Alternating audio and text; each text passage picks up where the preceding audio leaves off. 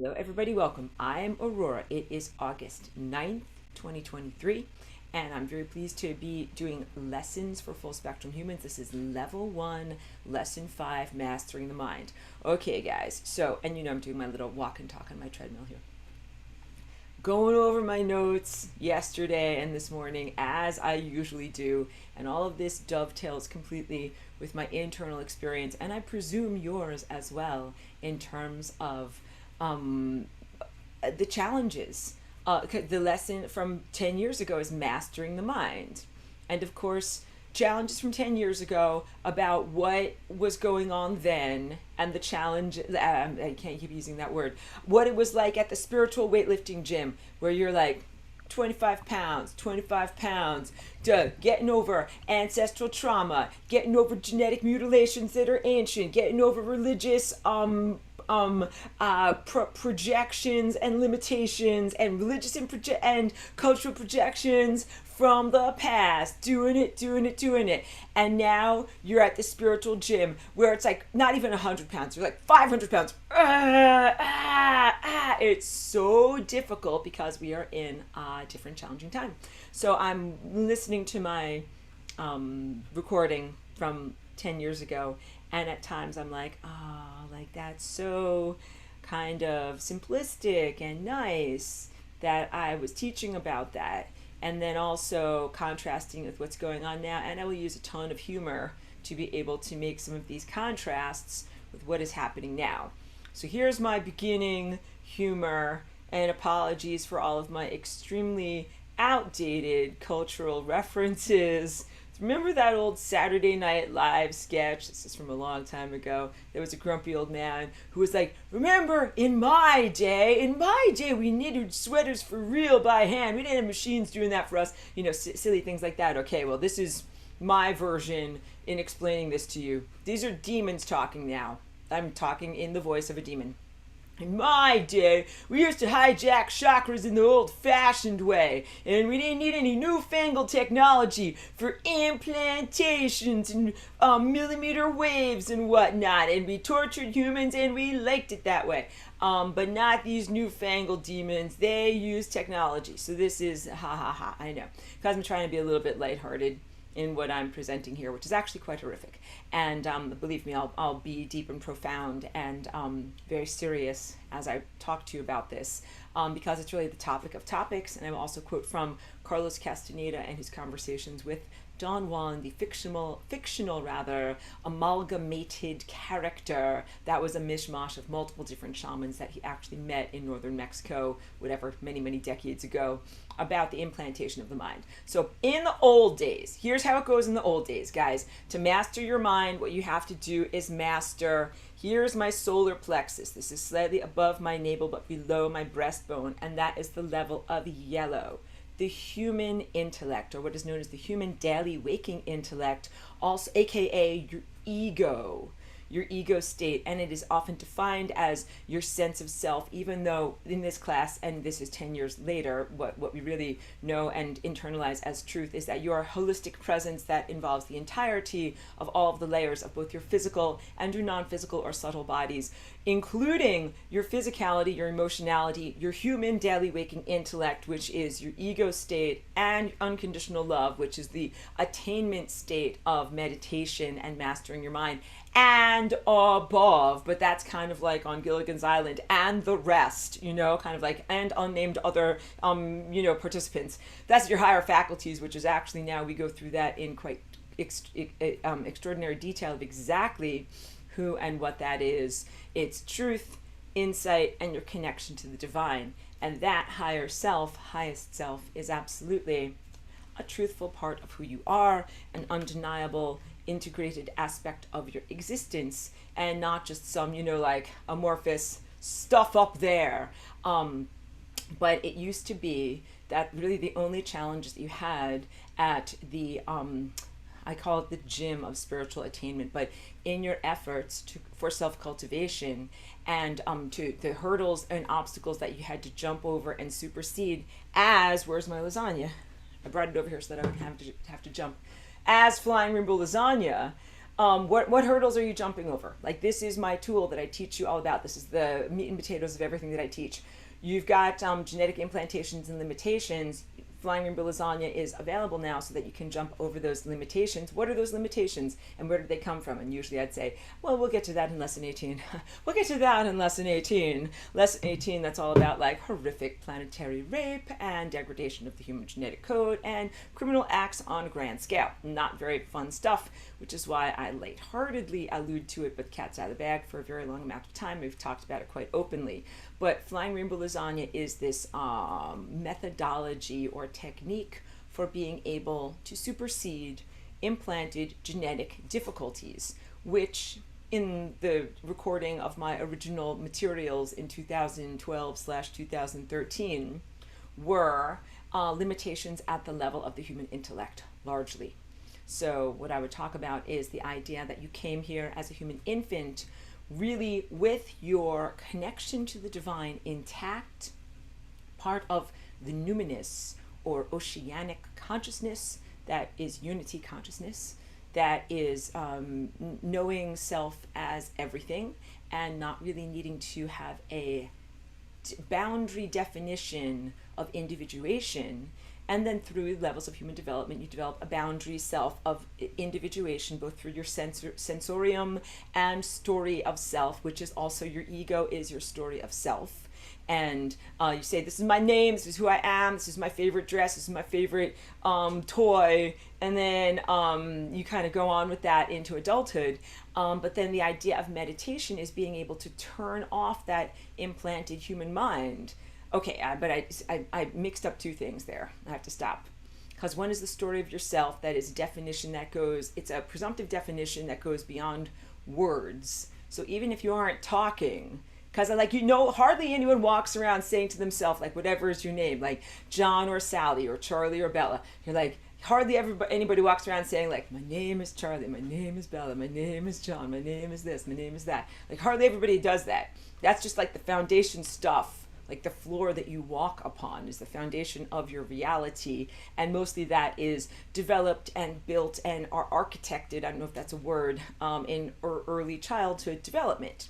And then all of the other stuff that you do think all throughout your day, like gotta go do the laundry, or have to work on this project proposal, or my socks are too tight, or any of that is predicated upon those basic foundations of my name is this, and this is who I am, and this is the cosmology of my life, the story of how I got who I am and how I got here, and what the basic foundation truths of who you are, all right? So there are two types of thoughts to deal with. One is articulated thought, verbalized thought, and one is contextual thought or premise. A premise is like in sketch comedy, like three people are sitting on a bench. What are they doing? They're waiting for a bus, and then the premise goes from there. So the premise in many ways is the context within which your human intellect functions. And I learned in coming here as a walk-in over 20 years ago at this point that humans need that premise. Like, I literally used to stand, I have actually my original lasagna right here. I used to stand in a public place where I lived in Woodstock and be like, I have this, like, to offer you to people. And they'd be kind of like, okay, who are you? How did you get here? What is your motivation? We need a premise, is basically what they said. They're like, I can't just take this thing, can't just take this idea, I can't just have this experience. I need to know more. And that's the premise of who you are, how did you get here, why you're doing this, motivations, and all of these different types of things. So I had to learn, like, oh, okay, like people are gonna need a premise in order to be able to ingest any of these ideas. And yeah. And why did I have to learn that? Because where I come from a place and a level of being where, and these are my golden donuts that amplify my IBA crystals that I'm constantly using for 5G protection. Higher faculties is normative. Just like you come from a place here where ocular vision and optical eyesight is normative. So everybody can pretty much see. Like, you don't have to walk around and explain to people, I have hair on my head, and I have shoulders, and also I'm wearing a dress. But if you met someone who was visually impaired, you would actually have to explain that to them without any kind of attitude, because you recognize, like, oh, like, they can't sense this, they don't know this stuff. All right? So in this world, things are not intuitively, insightfully obvious to most people. That most people here are not sighted and are not literate at the level of higher faculties. You're in the process of superseding the implants that are at your ego level so that you can reactivate or reconnect with your higher faculties and actually cultivate sightedness at a higher dimensional level, and then literacy at a higher dimensional level, which is the proper interpretation of what you see. So things do have to be explained to you, but in the higher dimensions. Like if you see a shape like this, there's no narrator that has to say, please observe the figure 8 shape. Please observe the toroidal architecture. This is what this means and this is what this means. It is intuitively obvious. It is an unspoken, non-verbalized foundational truth that is part of comprehension and cognitive events that happen at the level of your true mind. That's your true mind. That's your true mind. As I make a crazy face. That's your true mind. So your true mind does not require the articulation of human language. The thoughts that you have inside of your mind that require the articulation of true language is not your true mind. Let me just drink a little water here. I'm already getting so overwrought here on the marathon. So that mind that was implanted or developed is something that you agreed with and developed as part of your neural architecture in early childhood as a functionality in order to integrate with the society that is around you, so that you could be considered fully abled and fully capable. It's necessary to have the cognitive ability to articulate and use language, but it's not just the use of language. So language itself is hacked and flawed, and even if you turn off the worded, verbalized is the word I'm looking for, word-using, verbalized aspects of your mind, you still have some of these flawed premises. The premise, context, interpretation is flawed, and also some of the patterning is flawed. And all of that goes back to ancient stuff. We can unlovingly call it ancient crapola, implants that happened as part of what is known as the fall, but he didn't fall, he was pushed, degradation of human consciousness into your present levels.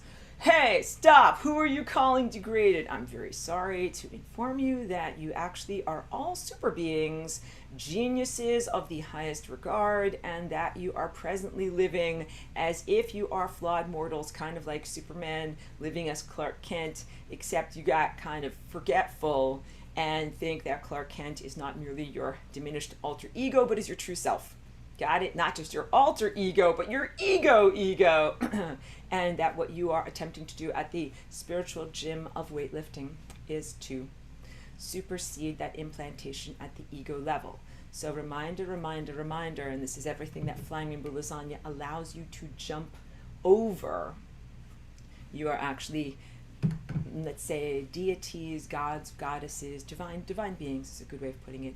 You are divine beings who are meant to be divinely connected in your perception, cognitive patterning, and ability to directly create reality structures and events around you. And the story that you are a disempowered and vulnerable mortal is not the truthful story of your reality, although that is the narrative fiction that most people are playing along with at this time. But in this time in history, planetary ascension painting over my shoulder, many people are superseding that, and it's actually what planetary ascension is, when you wake up and you remember that you actually are divine beings and are hugely empowered and begin to consciously create reality around you. The previous implantation is the verbalized mind that you learn when you're like, let's say between ages 0 and age 5. Usually that's when most people develop their capacity to hear and speak and talk and know through words. And then of course you also become literate when you can read a book, read words in whatever language you speak, and then also communicate using those verbalized thought structures. But so much more than just words, because there's also this fear that is part of the implantation mind. And now we get to the work of Carlos Castaneda. I am jumping through a lot of my notes because although I love my teaching from 10 years ago and I love the person who I was 10 years ago, you're in a different reality structure now. So those teachings were very beautiful and they are very pure and they remain valid for that time, before your world was invaded by poop crapola technology that you now have to deal with on a completely different level. So you're still having to deal with these basics of superseding ancient implantations, ancient genetic modifications, ancient ego crapola. And these are the things that people call human nature, but they are not natural and they are not native to humans. These are things that are about psychopathology generally. Not just about violence, but it's also about the tendency towards greed, which really arises from fear, and the tendency of fear that really arises from being cut off from your higher faculties. Because when you can see the future, you're not afraid. You're not afraid on the roller coaster of life, like hanging on for dear life, like, oh my God, oh my God, oh my God, what's going to happen? What am I going to do? What am I going to do? What am I going to do? You're like, you know what you're going to do, because you can see the future, and that is actually the divine blueprint of what you are supposed to be, navigating life in that way, of being able to know, oh yeah, like I can actually see, did this last week, I believe, with the tendril of my attention. The tendril of my attention reaches out and it touches on whatever is going to be happening in the future, and then I know. So I know it's kind of like the ultimate spoiler alert. You know what's going to happen in the movie, so you're not afraid. You know what's going to happen, and you also know the various different possibilities that you have to be able to respond to what is going to happen in your life. And this is normal, and this is how everybody lived in ancient/concurrent Atlantis, and is the true blueprint of human social structure and what it is to be like a true full spectrum human. Yes, you can see and sense the future, although that is considered to be a huge gift here in this time place where most people are not, they don't have their insight activated yet and are not sighted and can't see and sense the future. So they pay oracles and do all sorts of things to prognosticate, and that is considered to be a big commodity. Like, hey man, tell me my future. I'll tell you, hey, save $5, because every time you get a prediction of what the future is going to be, it changes as soon as there's one decision node or as soon as one variable or one parameter changes. So I always joke on that, and people that take my class a lot, like, they know that I'm repetitive, but I like to say I'm consistent. I'm not repetitive, but I'm consistent in all the things that I share in this world. But the fearfulness is the implantation mind. And that is because the thing that implanted that mind into the exalted human, that is your true nature, that is your true divine factory settings, is itself fearful. But that's a different thing that you're facing than the poop crapola that you are facing right now. So that fearful, let's call it the predator's mind, because that's what it is called in Don Juan de Castaneda, a sense of a predator. But in this case, the predator has become a bit fat and lazy, all right? So think about this. Instead of a real hunt, a canned hunt. So, and instead of having, like in the biological world, in the world of ecosystems, predators do serve a sacred purpose. This is what I take huge issue with in the very adorable teaching that I share of 10 years ago, where I'm like, oh yeah, these errant thoughts that you're facing are, one way to bear them is to recognize that they're part of cosmic architecture and that they're not very pleasant to have them impinging upon you, but like, don't get upset, don't get flustered, because they serve a larger purpose. That is not truthful with the poop crapola, all right? Poop crapola that's coming out of the millimeter waves is totally a different thing. So let's first make a distinction and talk about the original implantation mind. The original implantation mind was meant to be a scavenger, like a hunter scavenger. That's like, is there any flab? Kind of like pinching around, like, is there any flab, anything that can eat off of you on your mind, all right? And everybody that lived here in this world, which is known as ancient or concurrent Atlantis, in that level of reality, was lean and fit. Like, nope, nothing extra on me to be able to pinch or eat. And that means, not when I talk about flab, and none of this is meant to be fat shaming or body shaming for anyone, because I know people really, really struggle with that. So I love you of whatever fitness or shape you are in right now. Please know that. But the sense of, with one's mind and with one's ego structure, that these originally designed consciousnesses or entities or creatures or whatever you would call them, served, if anything, a divine purpose in the sense of saying, like, is there any extra peripheral stuff around the edges that's not the real you that this stuff can kind of grab a hold of and jerk you around through or nibble upon? And it was motivated to eat the stuff that's hanging over the edge, extras and stuff that's not actually supposed to be there, all right? That's scavenging. But what if it's like, I'm a hungry scavenger and there's not enough here. I think I'll make something. I think I'll make some stuff hang over the edge. That's what I'm talking about. The predator that has a fearful nature. Because truthfully, in the balance of ecosystems, in true biology, in the true biological world, if there's nothing to feed on, the scavenger or predator dies out. Balance of nature, all right? So theoretically, if everybody in ancient concurrent Atlantis had perfect, formed, healthy, athletic egos and emotional structures with nothing that could be fed upon, these predators, scavengers, peripheral eaters around the edge would be like, wah, there's nothing here for me to eat. I'm hungry. And then I'm gone because there's nothing to sustain me, all right? But they didn't do that. Instead, they're like, wow, there's nothing to sustain me. I think I'll make some food. Make some food, and that is the implantation of the original human mind, which is, I call it also a canned hunt. So Don Juan calls it a predator, but a predator is actually a sacred part of nature that has, let's say, a nobility and an honor to it. Like a lion is a predator, and it stalks up upon the gazelle, and it has to be quiet and stealthy and be able to get its prey, and sometimes it goes hungry. Sometimes predators go hungry. They're like, darn it, like, didn't get that gazelle today. Oh well, I'm gonna go to bed hungry and not actually have a lot to eat. And you don't see like big giant fat lions rolling around in Africa. They run around a lot trying to find things to eat. You got it? But then let's talk about what's a canned hunt. That's when you've got your prey in a fenced in area. They are defenseless, they cannot escape or run away, and you can be a big fat slow predator. Be like, yeah, I kind of trundle along, dum, eating whatever I want, and then getting a super giant fat tummy, and then being too fat to run. But it's a canned hunt, and these guys can't run away, so I'll get more. That's your planet. Fun stuff. That's your planet pre 5 years ago. All right? So your planet was genetically invaded a long time ago. Humanity was set up as a food source for emotional food for these scavengers / lazy predators who created negative lower emotional state foods by the implantation of actually their mind within your mind. And wait, let me see if I can find, I have to squint and scroll. And find this. I've got it. I know I make very funny faces while I attempt to focus on the tiny words on the screen. Let me have a sip of water and then drink this. Okay, so this is about the implantation of mind at the level of yellow, the human daily waking intellect. This is directly from the Active Side of Infinity, book by Carlos Castaneda.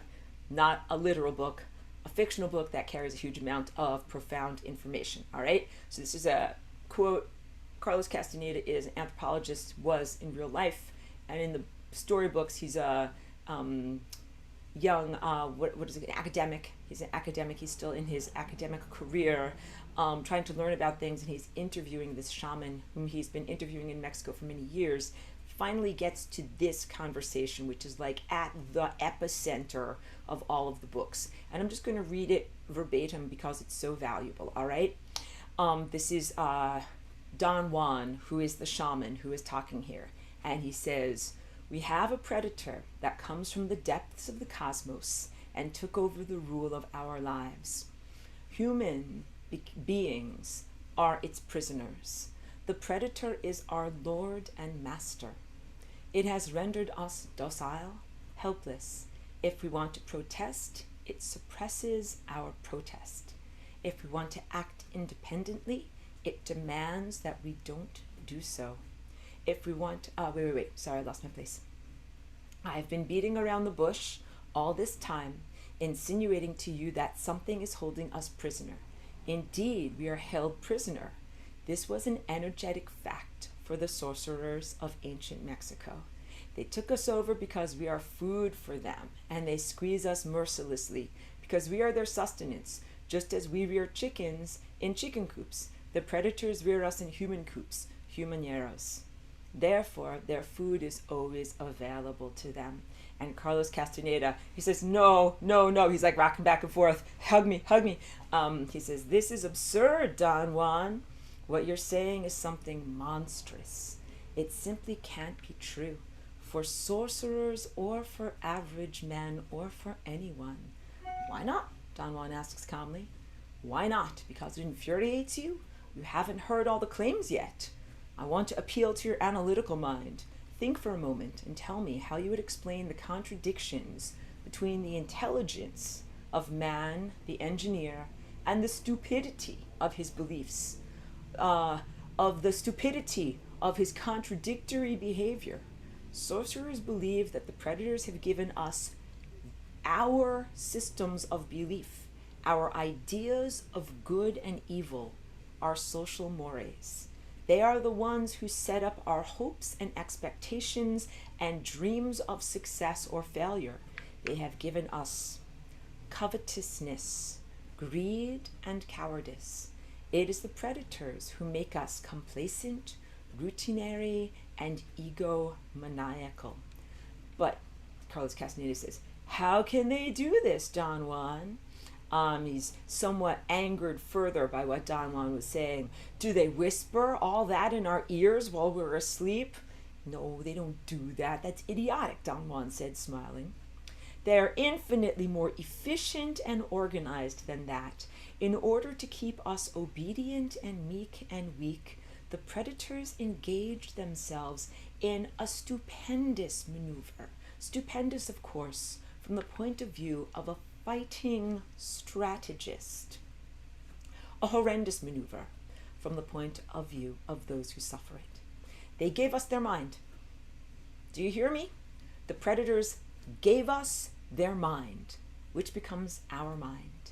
The predator's mind is baroque, contradictory, morose, filled with the fear of being discovered any minute now. I know that even though you have never suffered hunger, you have food anxiety, which is none other than the anxiety of the predator who fears that any moment now its maneuver is going to be uncovered and food is going to be denied.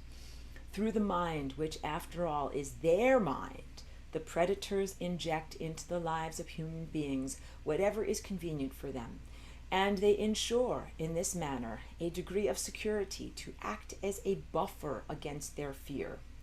The sorcerers of ancient Mexico were quite ill at ease with the idea of when the predator made its appearance on Earth. They reasoned that man must have been a complete being at one point with stupendous insights, literally insights, feats of awareness that are mythological legends nowadays. And then everything seems to disappear and we have now a sedated man. What I'm saying is that when we have against us is not a simple predator. It is very smart and organized. It follows a methodical system to render us useless. Man, the magical being that he is destined to be, is no longer magical. He is an average piece of meat. There are no more dreams for man, but the dreams of an animal who is being raised to become a piece of meat. Trite, conventional, imbecilic. Boom, mic drop. That's deep stuff. That's why I quote it. That's why I refer to it. Books are worth reading. Again, not a total endorsement of the person that Carlos Castaneda was or all of his work, but very, very deep stuff. Let me drink a little bit of water. Also, so that's from Active Side of Infinity, and also, hold on, because I'm doing this while I'm walking on my treadmill. The sense of Don Juan teaching recapitulation, which is a form, it's an emotional freedom technique for being able to eject emotional detritus from your energy body. There's a lot of actually really good freedom techniques in those books.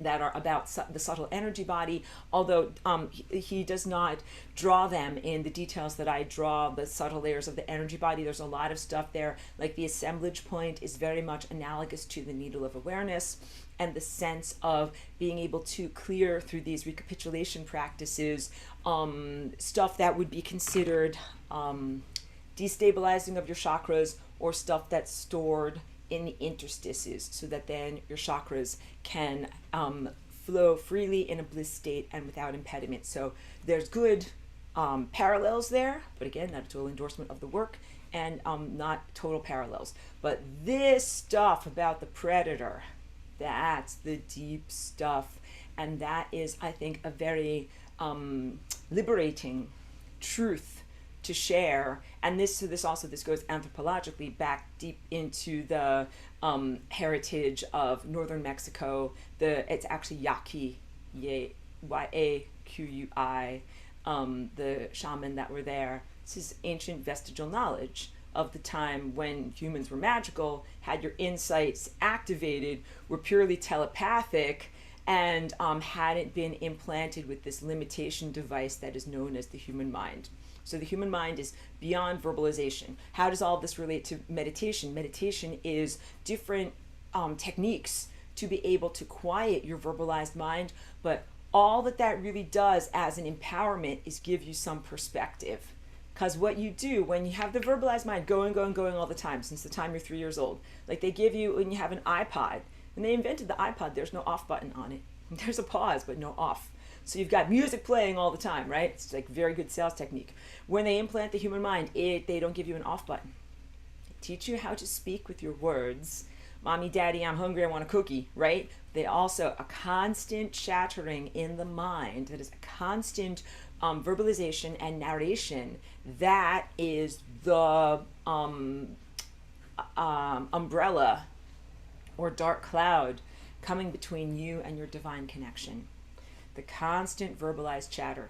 And so when you still the verbalized mind through different meditation techniques, it can be mantra, which is the repetition of a verbalization over and over, that kind of like gives your mind something to grasp on, because otherwise your mind will go around and be like, what can I think about? What can I think about? What can I think about? What can I think about? Because the mind is associative, and also the limb of the mind, which is the attention, is kind of uncontrolled, and it's grasping and grasping and grasping and all over the place. So if your limb is uncontrolled and it's looking for something to grasp on, you give it a mantra. That's something to repeat over and over, and it could be one word or it could be a phrase, and through that phrase you can attain levels of, if not liberation, perspective, where your mind is busy repeating that phrase over and over, and then it gives your true mind a little bit of breathing space to be like, wow, who am I really? And some people haven't actually, they have to re-encounter who they really are because they haven't interacted with or accessed their true mind since maybe they were 3 years old, since they learned how to talk, or maybe even a little bit earlier. I've got a little 3-year-old neighbor boy, and he's just learning how to talk. And that implantation of mind is analogous or parallel to the going away from the numinous and the divinely connected, although it's not meant to be. We're supposed to be connected to the divine the whole entire time that we're here, and we're supposed to get our ideas and inspiration and guidance on a moment-to-moment basis through our divine connection. So it's a huge impediment.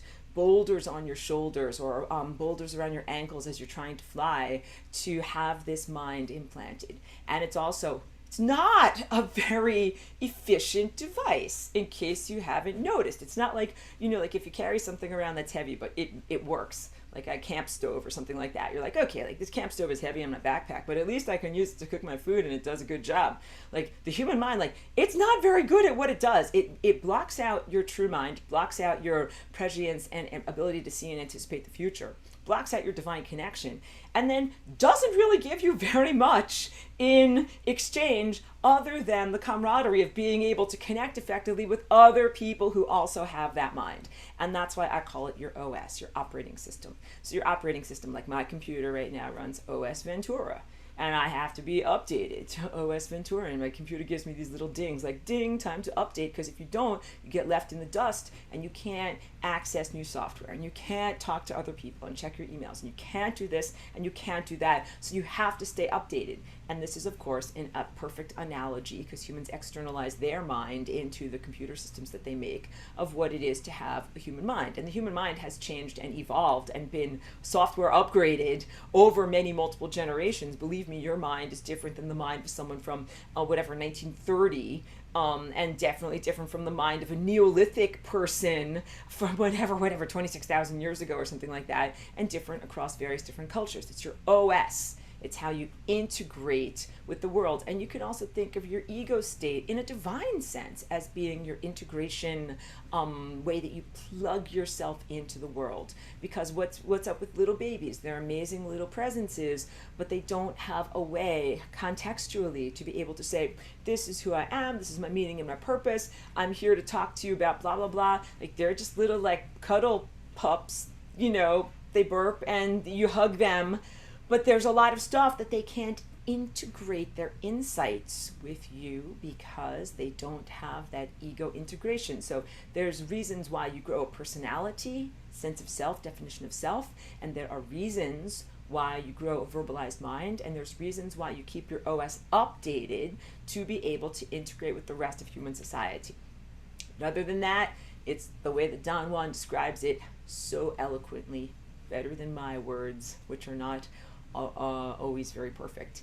It's Baroque. I think that's a good word for it. Baroque. Self-conflictory is a word that I use a lot, which is also what we experience in the poop crapola of the modern, which I will, or more recent, which I will also describe to you in detail.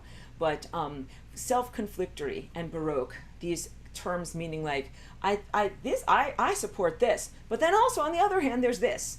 That's self-conflictory. And what that is, it forms a type of paralysis. Like, this is true over here, but then this is true over here. And then these two things talk to each other, and that is literally the entirety of human philosophy. Like, this is true over here, but this school of thought says this is true over here. Now everybody fight it out, or religions, or even political ideologies.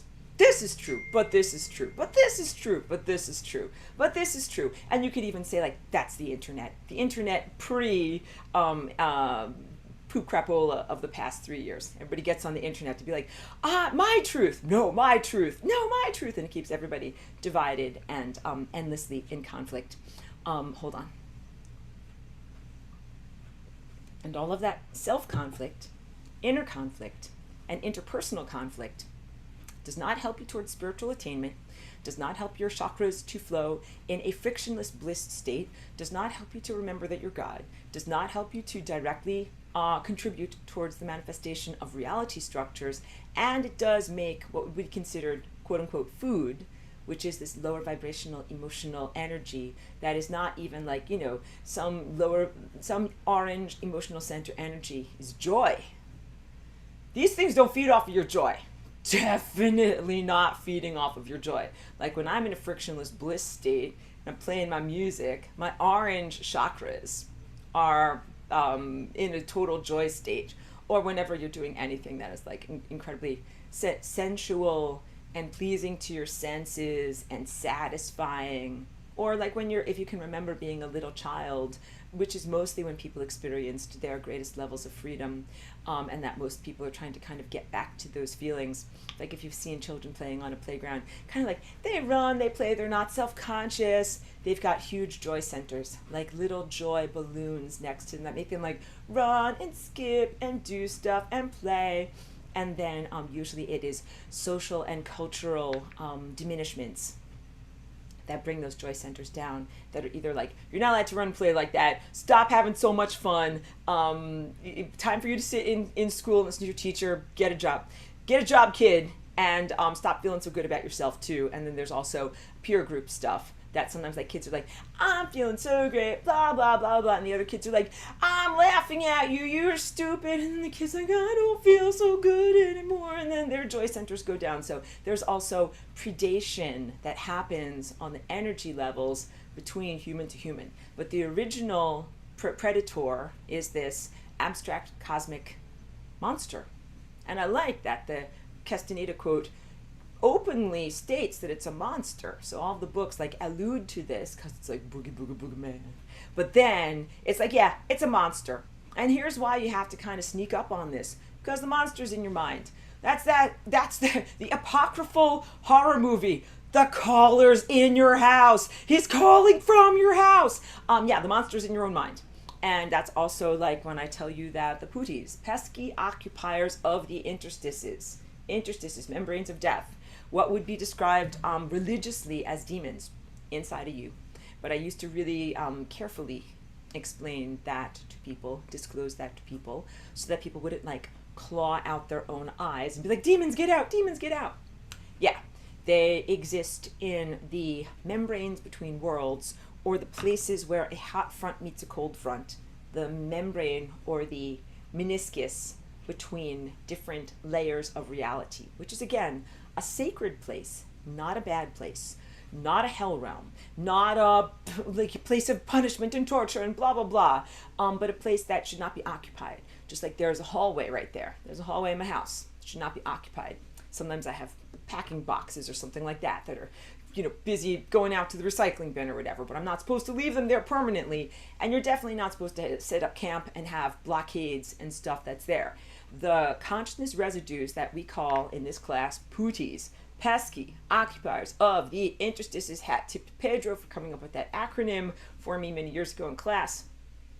They reside in the interstices, the realm between realms, a place where nothing is supposed to actually reside. They are unresolved residues, which is why my compassion teaching from 10 years ago is valid for that. If you're dealing with residues of things that once were alive or had the potentiality to be alive, then yeah, have compassion towards them, because they're kind of like failed experiments. Like, sorry, you did not win at the game of life, and you are now stuck on the membrane of death. Please, like I'm pretending that I'm like the game show host. Please escort yourself back to the beginning and see if you can try again later. But instead of taking their loss, like a good sport, they're like, no, I think I'll hover here and feed off of you. All right, so that's the basic premise of the implantation of humans pre-2020 and everything that I've taught about in my class, which is hugely valid in terms of flying rainbow lasagna and transcending the genetic limitations and blockades and destabilizations of your chakra that kept you from divine connection.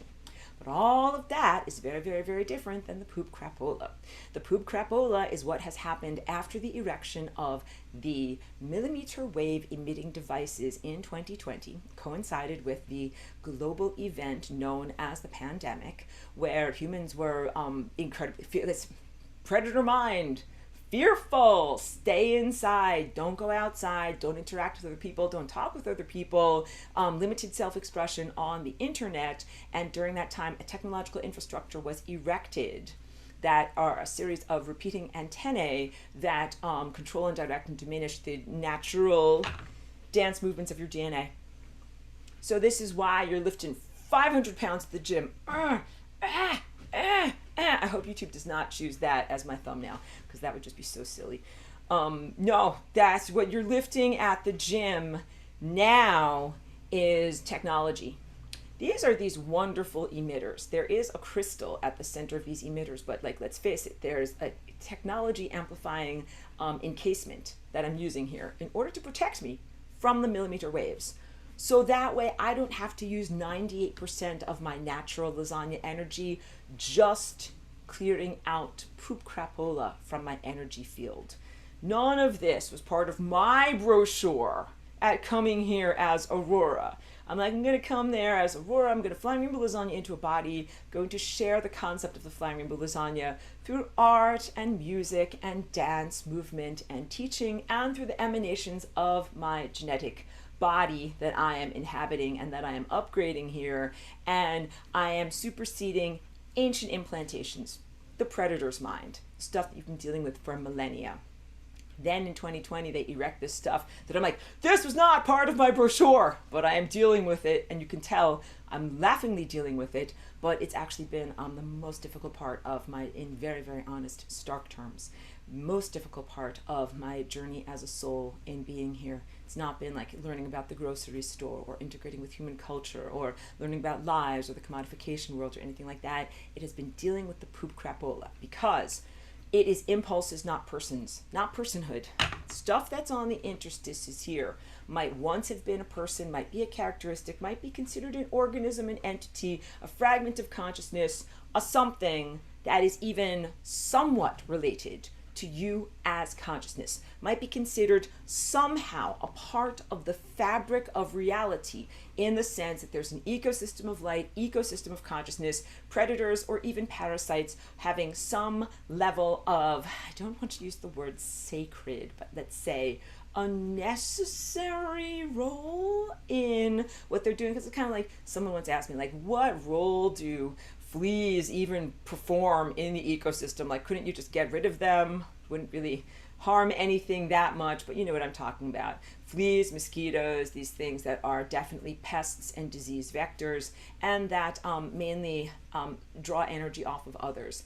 And the real analogy, like if you're talking about the pesky occupiers of the interstices and those levels of non-corporeal beings that have been called demons in the religious world, in our present world we have corporations that are, again, sucking the lifeblood in a parasitic sense of the living. You work for them, get a job, kid, and they give you money, but then they also pollute your atmosphere, pollute your world with plastics and microplastics, and a lot of the things that they want you to do in terms of the work that you do are anti-life. And they're anti-life in the sense that it is not in alignment with your central core timeline here. It's kind of like, I will pay you $5, go over here.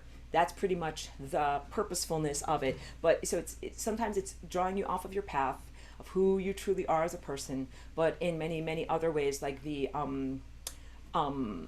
corporations that are non-corporeal entities as per the Citizens United United States Supreme Court ruling. So say that sentence again. United States Supreme Court, which is the highest court of the United States, gave a ruling called Citizens United that said corporations are people. They're entities, and they are entities. They're non-corporeal entities, and they're analogous to something that is a non-corporeal entity, like a parasite or like a virus. And those things don't have an investment in the environment. They have a moderate investment in the host that sustains them. But then when the host dies, then find a new host. You die and someone else gets to be the host for the virus. And during the time that they occupy you, they get you to work for them, which is the hijacking of DNA, which is also a hugely criminal act on a grand galactic scale. I'm smiling when I say this. It is not okay. I'm just trying to maintain my energy levels, keep it lighthearted, but it is not okay. So these are the true analogy to the pesky occupiers of the interstices in this physicality realm. If you like, because they're defined as by their non-physicality. So they also like demean you. They're like, you food eater. Go eat some hamburgers, you food eater. We don't eat food, we eat you. And of course they don't have faces, and I'm, like falsely personifying them because I'm trying to keep it lighthearted, but that's kind of what their approach is. And they're ancient. You've been dealing with them for a long time. That's what Flying Rainbow Lasagna is here to supersede. Totally different than the mind-controlling and diminishing thought structure waves that are emitted from the antennae infrastructure that emits the millimeter waves. I keep on not saying the words just because I don't want to get diminished on any of the non-free speech platforms that I share information on. But it's ostensible telecommunication waves that were erected in 2020 that actually are consciousness diminishment waves. And what do? What is it? It's not just something that is like microwave radiation. When you make your microwave popcorn, it does not have an impact on your psyche and on your emotions. It doesn't talk to you. It doesn't give you synthetic telepathy. It doesn't give you thoughts or ideas. It doesn't give you a narrative story structure of who you are or of what is happening in the world. It's just radiation, like zap, zap, zap, fry. These millimeter waves are not just zap, zap, zap, fry. They actually are an unhealthy, anti-life narrative structure that's been perpetrated upon humanity for the past several years. And me saying this is like I'm being the biggest troublemaker. that it is possible to be in calling this out and articulating it so clearly. In fact, even talking about the predator and the predator's mind, you know, those books from Castaneda, they're from like the 1960s. That used to be something that only like very, very fringe dwellers read about or talked about, and they were found in used bookstores. They were not something that was really widely known, and most people were mental conformists, and they didn't know about or think about these things. And if you spoke about these things, you might have been considered in some way mentally diseased. But now this is much more recognized and accepted. I'm not really rocking anyone's world or whatever, blowing anyone's mind through their eardrums by talking about those things. Most people are like, yep, yep, that actually makes sense. And I've heard similar things from other teachers, which is positive because humanity keeps on getting the OS upgrades, because you're not just getting OS upgrades so that you can be diminished. You do get divine OS upgrades. You do upgrade your cognitive daily waking intellect to be able to encompass and accept new levels of cosmic and spiritual truth, including the very uncomfortable truth that you and your entire society and all of your loved ones might be being housed, being farmed, being housed in a type of imprisonment or limitation paradigm that is because you emit or exude or create a product or something that is convenient to something else, that wants what you produce. And that what because you think like, I'm here for blah blah purpose, or mommy, daddy, what's my existential purpose, or the Bible says this is my purpose. But then you've got this thing that comes along, and that it pushes a lot of emotional buttons to say you are being farmed in a human yarrow, in a chicken coop, in a limitation of not only what your body can do, but in also limited social structures, but also limited spiritual belief systems. And most organized religions are part of those limitation structures of spiritual belief systems that are meant to keep you in the cage so that you can be fed upon. Hold on a moment. My standard asterisk is to say I am never here to diminish anybody's deeply held beliefs in the Bible, Bhagavad Gita, or any other, holy scriptures or anything like that. But any of these human religious or human-centered religious constructs that impose guilt and shame upon you, those are food for the predator. Guilt and shame. So those are totally unproductive emotions. They do not help you to be a better person. Someone once argued that with me. They were like, no, my guilt and my shame makes me a better person, because I would say, I really should go and visit, my old dad in the nursing home, because otherwise I'll feel so guilty and ashamed if I don't do it. And I'm like, it's not a good thing to be ruled by in your life. But I recognize that some people they're like, I better go to the gym, quote unquote, and do my workout, because otherwise I will gain weight or get out of shape. Like fear of negative consequences, as opposed to going towards positive consequences, which would be, here's the opposite, and what I teach and model and embody for others.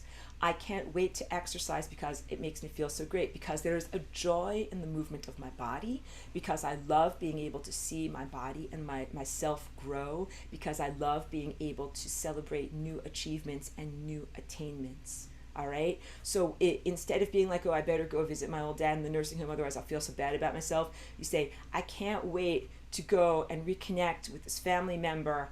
I can uplift them. I'm going to feel so good if I bring them something as a little present, or just being there and talking with them and brightening up their day. I'm going to feel so good about myself because I go there and do something good, as opposed to running away from something that makes you feel bad. And I really had to learn about those emotions that are guilt and shame and remorse. They're artificial emotions. They're not naturally occurring. People think that is something that comes from God, like your divine creator, divine origins. It doesn't. That is not part of your factory settings at all, and that is not the motivational feature that is part of the original architecture of your body. But that is humans, the diminished man. And in the quotes, he says man when he means human. It's not gender correct. It's from 65 years ago. The diminished human is motivated in these ways and limited what they by fear of, basically they have fear of punishment, fear of retribution, fear of bad consequences, not joyful embracing of correct action. And everything when I look at my paintings over here and what's on my dress, that world, when you are a galactic citizen, you're in that world. You're not in that world because you ran away from consequences. Like, I hope I escape bad consequences. Then a spiritual attainment, like, get me to the level of spiritual attainment. You're like, this is about being an ascended master. You don't get to be an ascended master by being like, yep, I avoided negative consequences and shame and blame and guilt. I did all the things that make me a good person. Like, I went for the pat on the head, like, good dog, good dog. You got to be an ascended master now. That is not what being an ascended master is, because sometimes what you have to do is you have to go against social norms. In order to be an ascended master, sometimes you have to do things and say things that are very, very inconvenient to the people around you, and you don't get patted on the head like a good dog. You don't get a bowl full of kibble. You don't get whatever, any of the rewards. Sometimes you go against established religions in ways that are very, very inconvenient to the power structures that are served by established religions, and that is necessary for you to do that. So again, I'm not here to diminish people that have a deeply held belief in the Bible or Holy Scriptures or things like that, but that most of that is an unhealthy, artificial implantation, behavioral control structure that is actually a form of technology. And when I say technology, I mean like a thing that does work. You have, especially in the Bible, because the Torah is animal sacrifice. And this, I'm just going to offend everybody. Just gird your loins. That doesn't mean what you think it does. Gird your loins means prepare for battle. Okay. So the traditional Torah is a scroll that is written on parchment. That is a blessed sacramental parchment that must be made from an animal that was sacrificed. And this is an allusion and an echo from the time in an ancient world when Jewish people and most of the ancient world worshipped their conception of what God is through animal sacrifice. The Jewish people had a temple. It was in various different places when they wandered in the desert. Then it's in what is now modern day Jerusalem. It rose and fell many different times. It was a place where they killed animals in order to honor their conception of God. The blood sacrifice is a type of release of life force energy that allows that energy to then be reappropriated, I would say misappropriated, redirected towards different reality creations. All right? So when you read the Bible, modern day New Testament is an outgrowth of the Old Testament, which is written on animal skins, and they still write it on animal skins. And it is a participation in the behavioral control technology agreements, literal covenant. That is, again, what circumcision is, which is genital mutilation, in order to support a belief structure covenant that is about human behavioral control and consciousness diminishment. I'm sorry, that's also like a tough one to swallow. I have to put some kind of disclaimer on this sharing, because this is like, watch out, there's a lot of fish with bones. You're gonna watch out for what I'm saying here today. Difficult stuff. Difficult stuff might be hard to swallow is what I'm trying to say. That might be unpalatable to hear. That might be distressing to hear. However, I feel that I must, in terms of my devotion to truth and to holding the space, as they like to say, I hold the space for your freedom, inform you of these things. If I knew about this stuff and I didn't tell you about it, I would not be doing my job. And if this information never crossed your path and you never had an opportunity to know about it, you would never truly have an opportunity to be free. So I hope that people can listen in that modality of being able to say, this information is intended to be able to break previously established unhealthy paradigms that literally are on a genetic level. That when I say the Bible is a form of technology, when you do blood sacrifice and when you read those words and participate in that, it's DNA, it's blood, it's connection to time. It is a limitation or a mutation or a malformation of the true expression of DNA as it would be in your body before these implantations of cultural projections, religious projections, and mind projections. So mastering the mind now, this current teaching is way, way more than just saying, find a mantra or do an active meditation, quiet your mind, you'll find spiritual attainment. It's complicated. It's way more complicated than the simplisticness of what I shared 10 years ago. But in recognizing the complexity of what you are facing, that is how you actually have an effing chance to be able to actually reach spiritual attainment and transcend the implantation of the mind, which again, if you go back to that quote from Castaneda, the predator is not stupid. And the pesky occupiers of the interstices, they're not stupid either. They actually created a very intricately formed system to be able to wring misery from humanity. And this includes your government, religious structures, and even commodification culture. A lot of stuff that is normative here, but this is all when you recognize spiritual attainment and planetary ascension, and it goes hand in hand. It's all the things that you guys have been recognizing that need to change and that were on the verge of changing 3 years ago when, now my rant continues, they rolled out the millimeter wave. And so the millimeter wave is something completely different that you have to supersede. And it is a series of stories that are being spoken directly to your cell membranes. They're vibrating your cell membranes, vibrating your intracellular and extracellular fluids, protein structures inside of your cytoplasm, DNA itself, and the water that surrounds your DNA itself with false stories. And my whole point at holding up my IBA crystals and these amplifiers is they can be superseded with technology. All right, so the implantations that would be considered sacred predator, quote unquote, or you have something to learn from there, or it's helping you to build muscles at the spiritual gym, is because you use your spirituality and your true Christ consciousness and divine connection to supersede those limitations, which are what some of the practices of the ancient sorcerers of Mexico were about. But how do you supersede the millimeter wave? Is it about purely spiritual attainment? It's actually about technology, which is, I'm not a technologist. And a huge part of my definition of who I am as identity, as Aurora, is doing it all naturally, and you don't require anything, and you don't need any shiny trinkets, and I still stand by all of that. But I am such an advocate and such a proponent for these different things that I do that have proven to me, like, wow, you know something, those voices in your mind, the voices in your mind, the things that control and influence your mind, in this world of the past 3 years or so, that is not just the regular naturally occurring stuff that you have to deal with.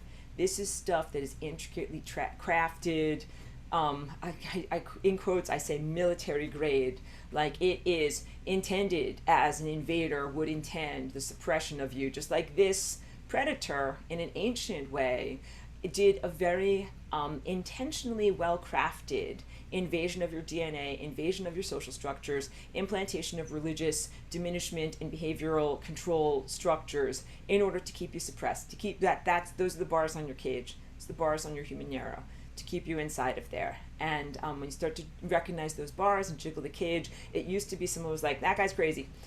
Get that guy some medication. He needs a doctor's prescription now. That guy's crazy. And again, no offense, I'm being very lighthearted to anybody that has mental or emotional instability or that uses psychiatric medicines. You are loved and celebrated and accepted. But I'm talking about the social response to when people started to wake up to the artificially implanted limitations on human culture often was an accusation of insanity or other similar levels of invalidation of premise, because it is so incendiary and because it is so threatening to people's reality structure on a foundation level. Because it's like, well, if that's true, then what about that, and that? Because that's going to be true too. And it rocks everybody's boat so hard that it's much, much more convenient to say, that guy's crazy, give him some medicine, shut him up, get him over there in the corner, marginalize him, marginalize that voice, and medicate it. and make certain that they don't rock the boat too hard. And that's what has been going on for millennia. So recognize that within the past 100 years, you live in an extraordinary time where voices have been validated and amplified that recognize the bars on the cage that have held humanity in imprisonment for, again, thousands of years. And that is now a centralized voice in your culture, not a marginalized voice. You're not going to be imprisoned or incarcerated in some way merely for thinking these thoughts or for sharing them with your friends or neighbors, as long as, of course, you must be peaceful and nonviolent in the way that you be socially appropriate is what I would say. Be socially appropriate in the ways that you share these truths with the people around you. But then also you have a new challenge that is 500 pounds at the gym of spiritual attainment. So my very, very lovely teaching from 10 years ago was like, okay, what's your inner mental landscape like? Let's talk inner experience here. Your inner mental landscape. You like sit down and your mind is thinking stuff. And does that stuff come from you or does it come from something else? And the idea of meditation is that you start to find some distance between yourself as observer experiencer and the thing that is talking in your mind, because the thing that is talking in your mind is not really you. And that is one of the most devastating realizations that does make some people very emotionally unstable and can be a lot to come to acceptance levels on. But you're like, wow, that's not me. That's not me. And that's not me. And that's not me. So in my teaching of 10 years ago, I talk about the simple phrase, no thank you. When something offers itself to you as a living thought that is an unhealthy, unwholesome, non-life-giving thought, and it says, hey, want to thank me? You can say, no thank you. And that's the empowerment teaching, and that's an appropriate thing for what was going on then. But now what you are facing is like, imagine saying no thank you to like a bullet on a battlefield. Like, it's not going to stop the bullet from whizzing through your brain. You cannot just say no thank you. You need some form of armor or shielding to be able to block it out, because it doesn't just respond to a polite no thank you. That's what's happened. You have an intensification of really the primary spiritual struggle that you've been facing for a long amount of time, but right now what you're facing is this exacerbation is technology based. And there's absolutely nothing wrong with using technology in order to protect yourself and supersede that technology. So please never take my teachings to heart where you're like, well, Aurora says we should be all natural. I'm an all natural Christ and blah, blah, blah, and therefore I'm not going to use any of these things. No, that's actually not what I'm advocating for at all, and that's what I'm really modeling and being a template to be able to share with you here. Use what works. In this time, you are under such complete bombardment with substrate of lies. Please do whatever works. Please do whatever works. So look, your whole entire planet, Starlink satellite system, is a blanket of poop crapola. And that was just starting to go up in 2019, went up enough to be partially activated in 2020, and then really got activated in 2021. So you got poop crapola falling on your head from the sky. You got the repeater antennae that affect your DNA as antenna. DNA is an antenna, it sends and receives. And the whole point of doing this is for them to get you before you actually turn Christ. Because when you are actually activated in your Christ and in your highest centers here, yes, you become the antenna, you become the emanator. When you are Christ, you structure the water. This is structured water. And structured water exists in a sheath around all of your DNA. I think I spoke about this with you in a previous lesson. If this amethyst crystal represents your DNA in its linear form, and you have a sheath of water that is surrounding your DNA, and it is connected through hydrogen bonds. And of course, your DNA is not a static object. It's dancing, doing stuff, it's moving, it's grooving, it's vibrating. And your water that's structured in your body is similarly moving in this way that represents divine truth, divine patterns of truthfulness, divine music. I don't have my piano on. Wait, turn on my piano. Hold on a second. There's always something that I don't have ready for class, guys. I have my pictures ready. I have everything ready. Divine music. Ooh.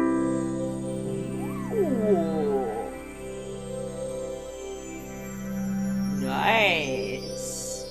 Sometimes it's a surprise. I don't know what my settings are and what it's going to sound like. Ooh, this sounds crazy. Okay, no, it's a little squeaky.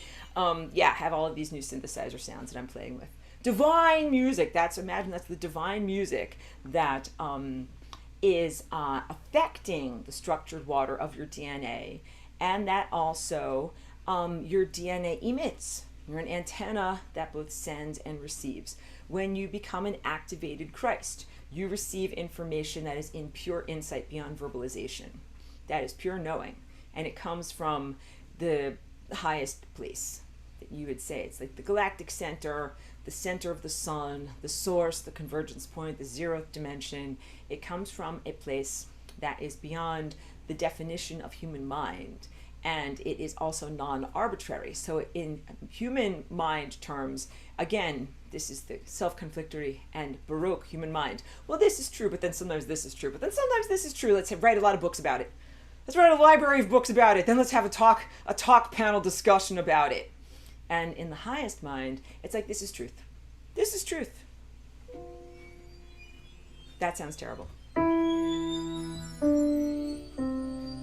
That is truth. That's it. That's it. Don't negotiate with me. That is truth. All right?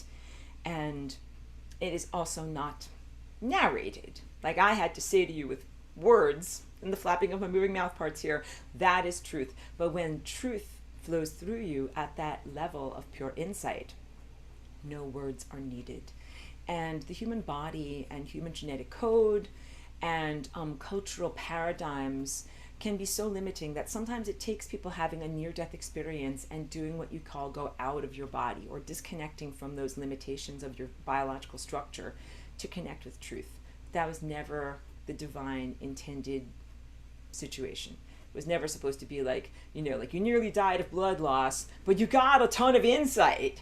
That's not how you're supposed to get insight. You're supposed to get insight every minute of the day, every step of your life. You're supposed to have that amazing truth flowing through you. And actually, the transcendence of physical food is because you have such a steady stream of truth coming into your mind that is what sustains you through a circulatory system of light. It's not part of my my notes, but that's up to lesson 13 about sun gazing and what sun gazing and light eating is. Light is information, it's organized data, it's intelligence. When you get to be a light eater, you are able to be sustained on a series of truthfulnesses, and also you have to have access to truthfulnesses, which is where we can also talk about the sky poops. The sky poops, the white lines that are in the sky that have been there for a pretty long amount of time that block out light from light eaters. That is making it very, very difficult to receive the steady stream of light and information that you need in order to sustain you beyond physical food like hamburgers or tomatoes, avocados, whatever you like to eat.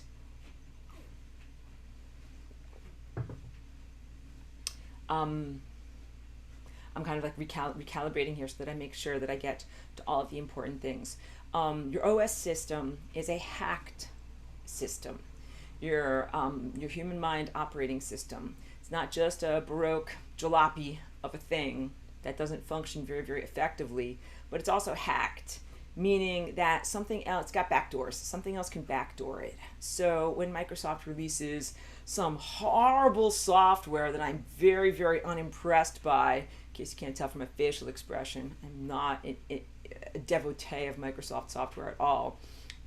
They contain lovely backdoors. That means that the Microsoft company can reach in and read your emails, access your computer, remote access your cursor of your computer and move it across the screen and do stuff to your documents, rearrange your documents, put them in different file places. We have computer experts that are wonderful members of this class that know more about this on a intellectual level than I do, because I'm a techno-intuitive and I reach in and I feel it. And I'm like, oh, this is not good stuff. This is not good software. And let's just say it this way. It's either performing updates that you are not agreeing to, or in other ways, inconveniently restructuring the software that is within your hardware, all right? And that's what that's what people agree to. That's not even considered hacking. That's just what a backdoor is from a software development point of view. Hacking is when it's unauthorized access, when it's like whatever, some guy in Russia in his basement furiously typing away, whatever, trying to get into your Bitcoin account or access your PayPal or whatever it is to try to steal your money. That is unauthorized access. Well, guess what? You have the implantation of the human mind, and then it makes your mind hackable, vulnerable to hackers. And then that means that something else comes in and sometimes implants thought, implants an emotion, implants behavior. Dun, dun, dun, that is what addiction is.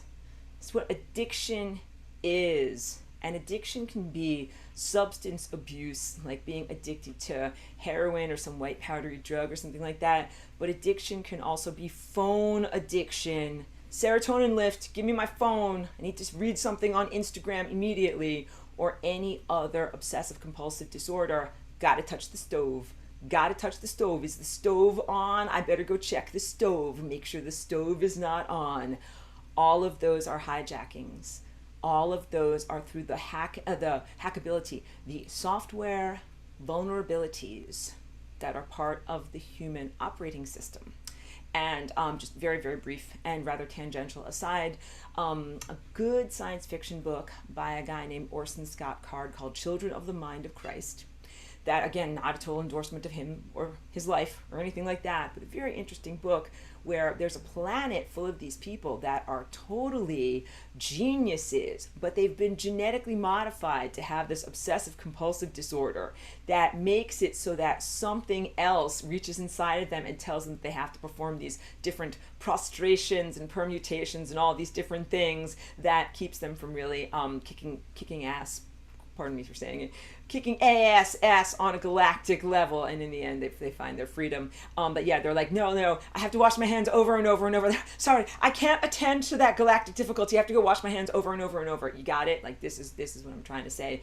You are super beings that have had these implantations. People who are, in addiction, substance abuse, who have struggled with obsessive thoughts, and who are not fully in control of their behavior. You're good people, super beings. You have amazing potential is what I'm trying to say, or your family members, or your spouses, your loved ones do. And these are diminishment programs. You got buttons to push. Push those buttons. Someone else is pushing your Nintendo buttons and making you gyrate wildly out of control.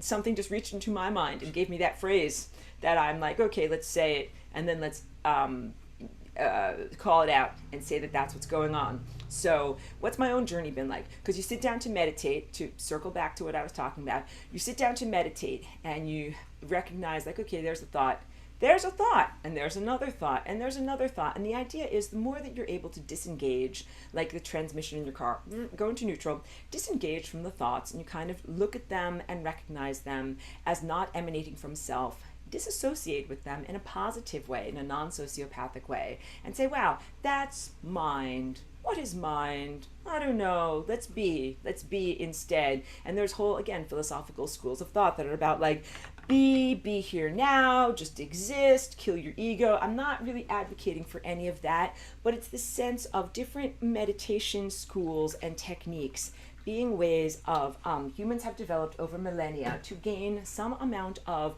perspective on what's your mind, what is this predatory implantation, what is it actually doing? Hold on a moment. What is it and what is it actually doing? But mostly these are band-aids and coping mechanisms. Mostly they're not that effective in terms of like, let's get rid of this thing. Get rid of this thing, a la that science fiction book and Kick ASS in the Galaxy. What is this thing and how do you get rid of it and how do you access your true mind? So in my teaching from 10 years ago, I talk about mastering the mind and achieving the love tone. Let's play an A note. This is love tone, but it's going to sound crazy.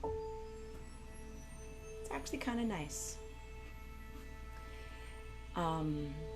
When you give and receive rather, in reciprocity to your environment and to other organisms, it creates a tone.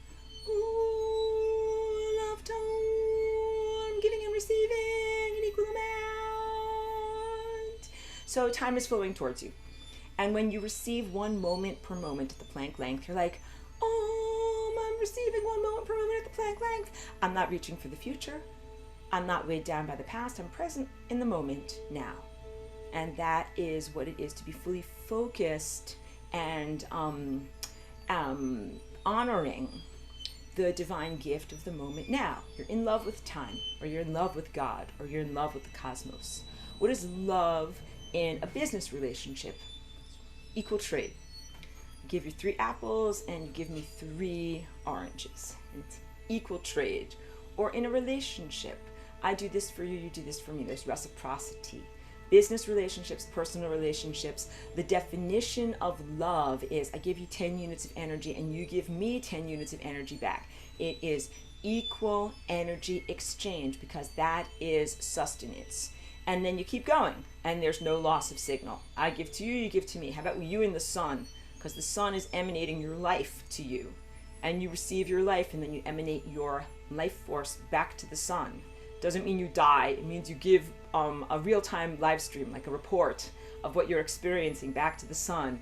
You're like, okay, sun and stars, like this is what I'm feeling right now.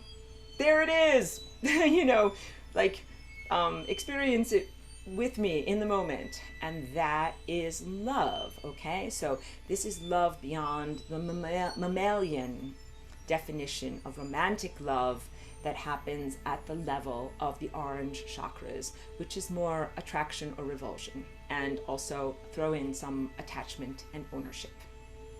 I know I just really kind of peed and pooped all over romanticism, but that is what that motivates mammals, like biological reproduction. Oops, sorry. Oh my goodness. I just got thrown off balance because my treadmill automatically shut down. That was just a mood killer. Hold on a second. Get it going again. That's why you also hear beeping. Wait, and I'll also drink some water too. Romantic attraction has a lot to do with, like, you make a baby with someone and like, you're my woman, you're my man, I own you, you're my baby, you're my child, you're my family, I own you. There's a lot of ownership. And then there's attraction, revulsion, and then there's some, you know, the motivations in relationships. That's not unconditional love.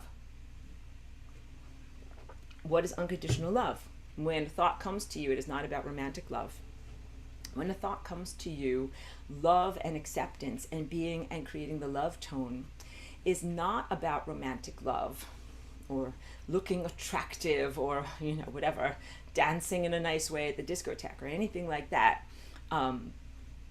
It is acceptance. So creating the love tone in the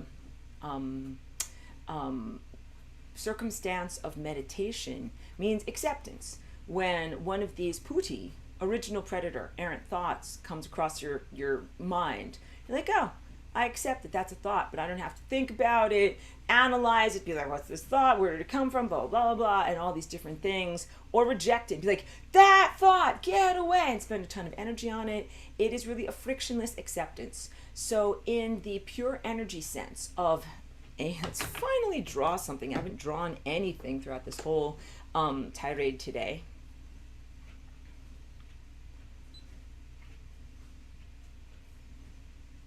Here I've got this, even though it's not the most perfect one to work with. But, oh, let me just collapse everybody's thumbnail. And get the annotation.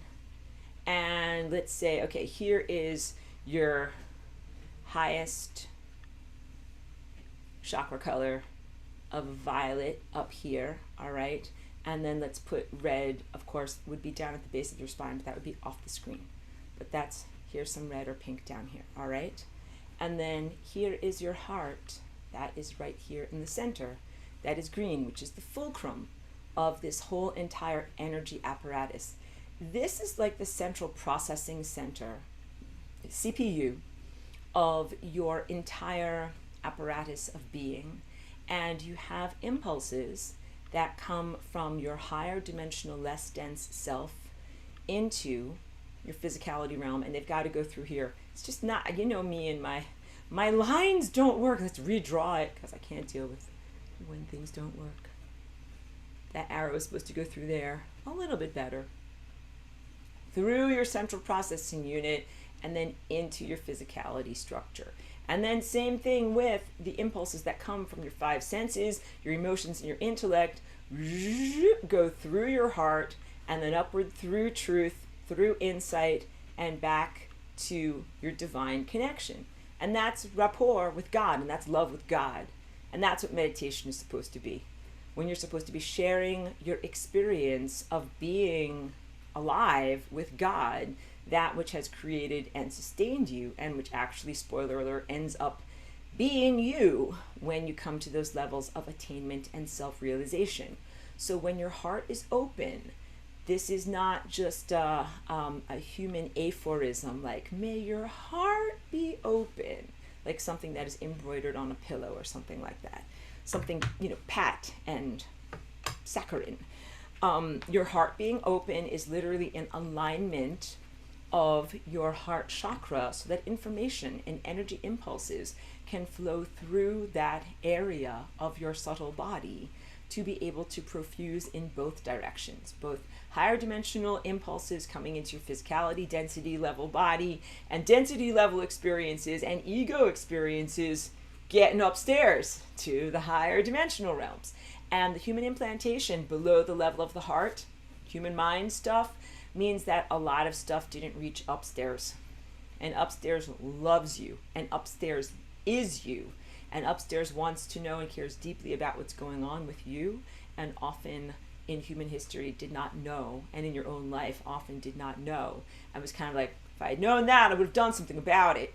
So the whole entire point of meditation is to make a conscious effort to get to the level of open-heartedness and make that reconnection, and then send those signals to be able to sit in meditation and quiet the hacked human operating system that is wildly out of control and is implanted for these purposes of distracting you away from divine connection and to return to divine connection. That's pretty much the goal of many schools of spiritual attainment. So, I peed and pooped all over Judeo-Christianity, and I don't mean to say that any other religion is any much better, but there's all these different schools of spiritual attainment and meditation that are about sit down and meditate, do this, perform these prostrations, sometimes it's also repetitive physical movements, which is the OCD part, that actually there is some freedom in doing these things, and I find it in exercise.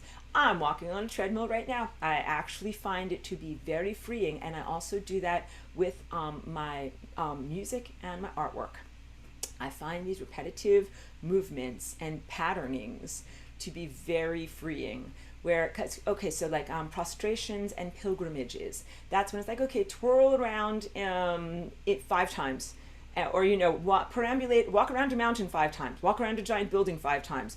Do any of these things, just do it, and then do it over and over and over again.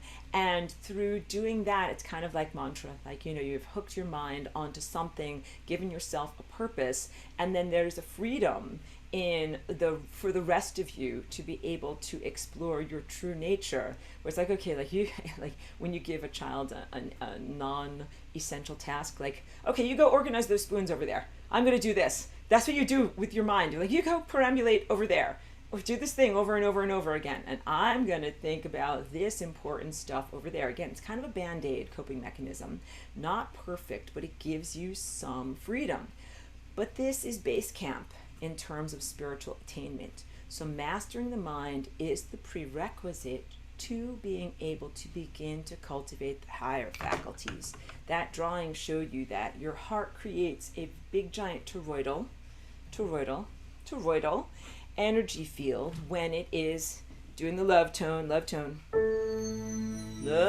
I'm making a love tone right now, and I have this big giant toroidal energy field, and that is what creates the plateau or foundation within which my communication and my insight and my higher dimensional connection reside, and even kind of pivot and turn and are sustained and given life based upon the heart.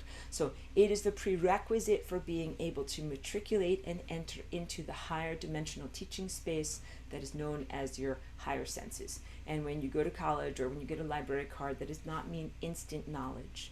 It means you now have access to knowledge, but you have to go through a whole beautiful unfolding process of actually learning and integrating and gaining perspective upon what is truth and what what does that knowledge mean to you, okay?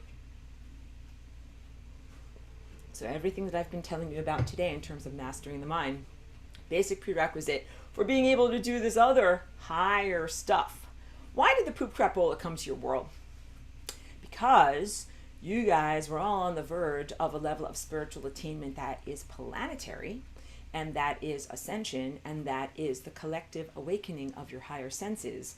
That is the antidote and the antithesis to the fall. He didn't fall, he was pushed.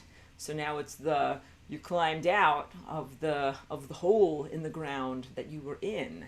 And something's like, hey, those pesky humans are climbing out of that hole in the ground, diminishment that they're supposed to be in. Aren't you supposed to be fed upon by predators? What are you guys doing climbing out of the ground? Psh, millimeter wave. That's my fun, happy, lighthearted way of being able to say what happened. But this is a devastating occurrence. It is not here for your spiritual attainment. So I was driving with my dog today to be able to take her for the WALK before class so that I wouldn't be too rushed. I was really thinking about this, that it was essential for me to be able to articulate that the millimeter wave, even though I've portrayed it as lifting weights at the spiritual gym, it is not here to help you in your ascension. This other stuff that you face in terms of your human soul development can be in some ways contextualized as things that you have to learn about. Again, these are two very different things, because the millimeter wave, the sky poop, it doesn't have persona. It doesn't have personhood. This is big. Some stuff that you've been dealing with that's ancient and millennia, predator stuff, that's the implantation of the human mind. You could say, in a sense, you're dealing with a person, an entity, something that has personhood, a creatureness. Millimeter wave has no creatureness. It has no creatureness. It's not an organism. It's not an entity. It doesn't have personhood. These are just impulses. These are just stimuli. But they are stimuli that prey upon your capacitation to embroider reality and to create a sense of characters. Because you know something, you can look at an abstract cloud in the sky and you can see that there's a face. And if you saw that there was a face there consistently, you would say, there's a person there, there's a thing there, I'm going to talk to it, let's have a whole conversation.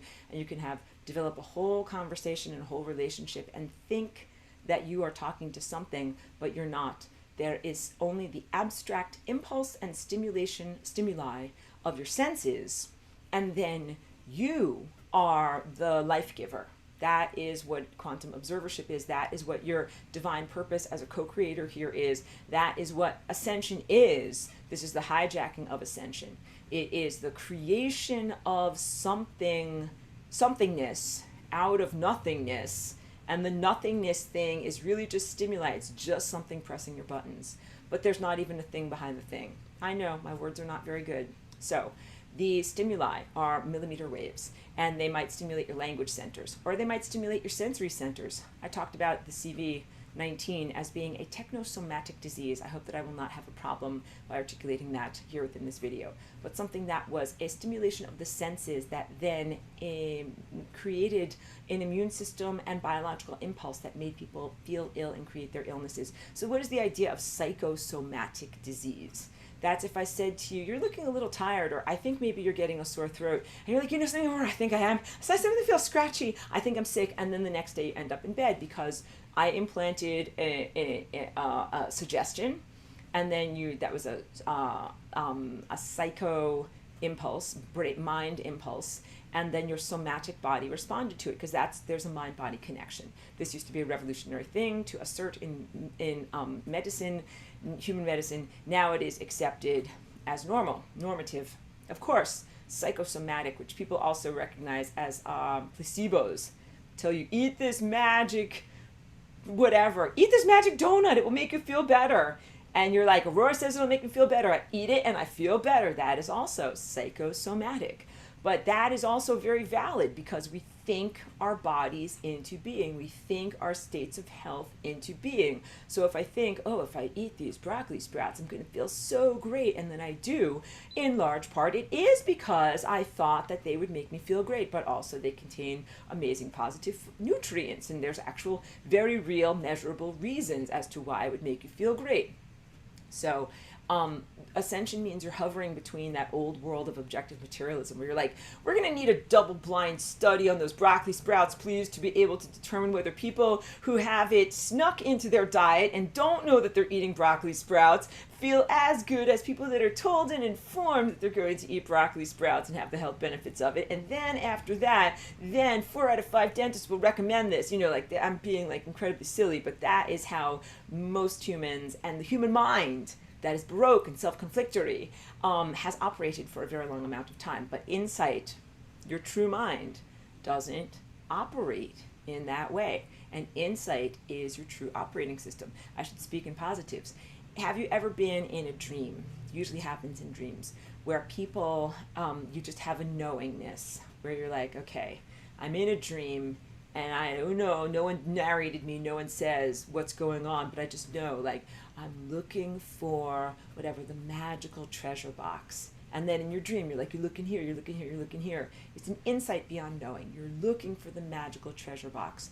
It is, or here's another good example, in life, not in dreams. Have you ever had a person's name on the tip of your tongue where you're like, oh, I know that person, their name is, it's there, you know them. You know that you know them from somewhere, but you just haven't been able to articulate their name or place their face yet. That level of knowingness beyond words. Insight is knowing beyond words. And in the true levels of galactic experience and consciousness, it is incontrovertible. You don't have a whole school of philosophy. You don't have a whole math proof. You don't have a whole philosophical treatise about 1 + 1 = 2, even though there is a whole math proof about how 1 + 1 = 2. But these things are innately, intuitively obvious, like 1 + 1 = 2, and my shirt has this pink color on it, and I have hair on top of my head. But to people who are not sighted with insight, I have to actually describe these things. I'm not demeaning you or diminishing you at all, and just know that there is a higher level of society that you are evolving towards. That is your true nature. That is when you just know. All of this scientific, I want to say nonsense, all of this scientific double-blind study research and all of the appeasement modalities for rational thought go out the window. You no longer have to rationalize things. Rational thought is the predator's mind. It's not your true mind. And although it has been used in order to achieve levels of attainment on the material level for the human world, like you've used scientific rationalism to be able to achieve building large bridges and skyscrapers, right? Building large machines, doing things that I wouldn't necessarily call healing, but which amount to medical science, right? All of these different studies, 4 out of 5 dentists recommend putting fluoride into your pineal gland. Like all of these things have been done through rationalism. So you've built a society, basically. You've built a complex cultural society based upon rationalism. But rationalism itself is invalid. Dun, dun, dun. So now I've also pissed and pooped on rationalism. Okay, good. I'm going to offend everybody today. It's wonderful. There is a higher way of perceiving that is beyond rationality. And the only problem is that it would be abused in a world of power abuse. So the world that I come from, higher galactic society and ancient concurrent Atlantis, did not have power abusers because you didn't have the implantation of the predator's mind in either of those situations. And it is the predator's mind that abuses power because you know why? It's afraid of going hungry. Because when you can see the future, you're not afraid of going hungry. Whatever is your food source. If you're like, I need light, go in the direction of light. If you need hamburgers and avocados and tomatoes, you go in the direction of the grocery store. You go where you need to go. It is only the predator's mind that is blind and kind of like feeling its way forward and afraid of losing its food source. It is not able to effectively sense the future, and it tries to, that's the whole idea of humaneros. It's the idea of essentially human animal husbandry and agriculture.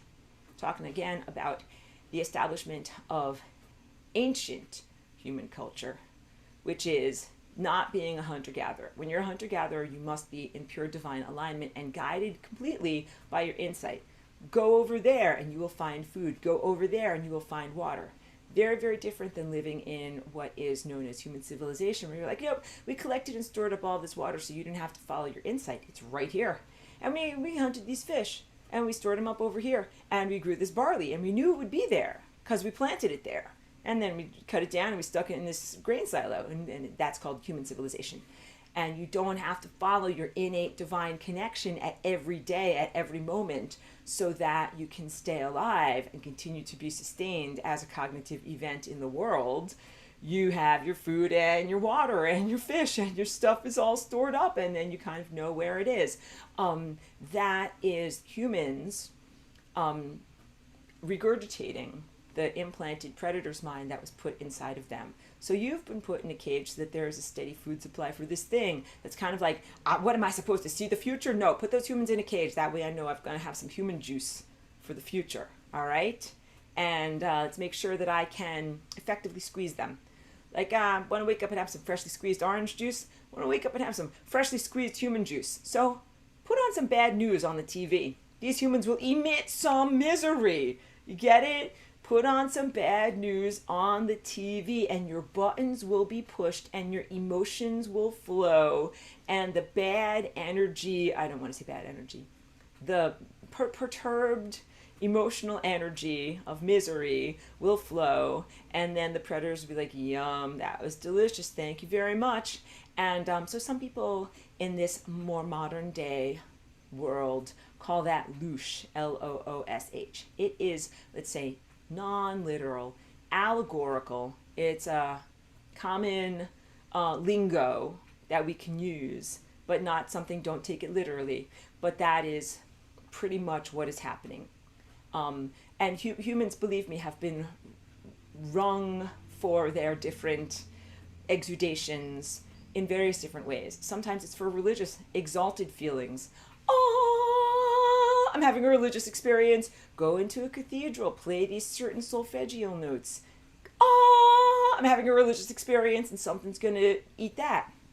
Or create hell on earth in concentration camps. I don't have a musical phrase for what was emitted there. It is, one of the horrors of the 20th century in human experience.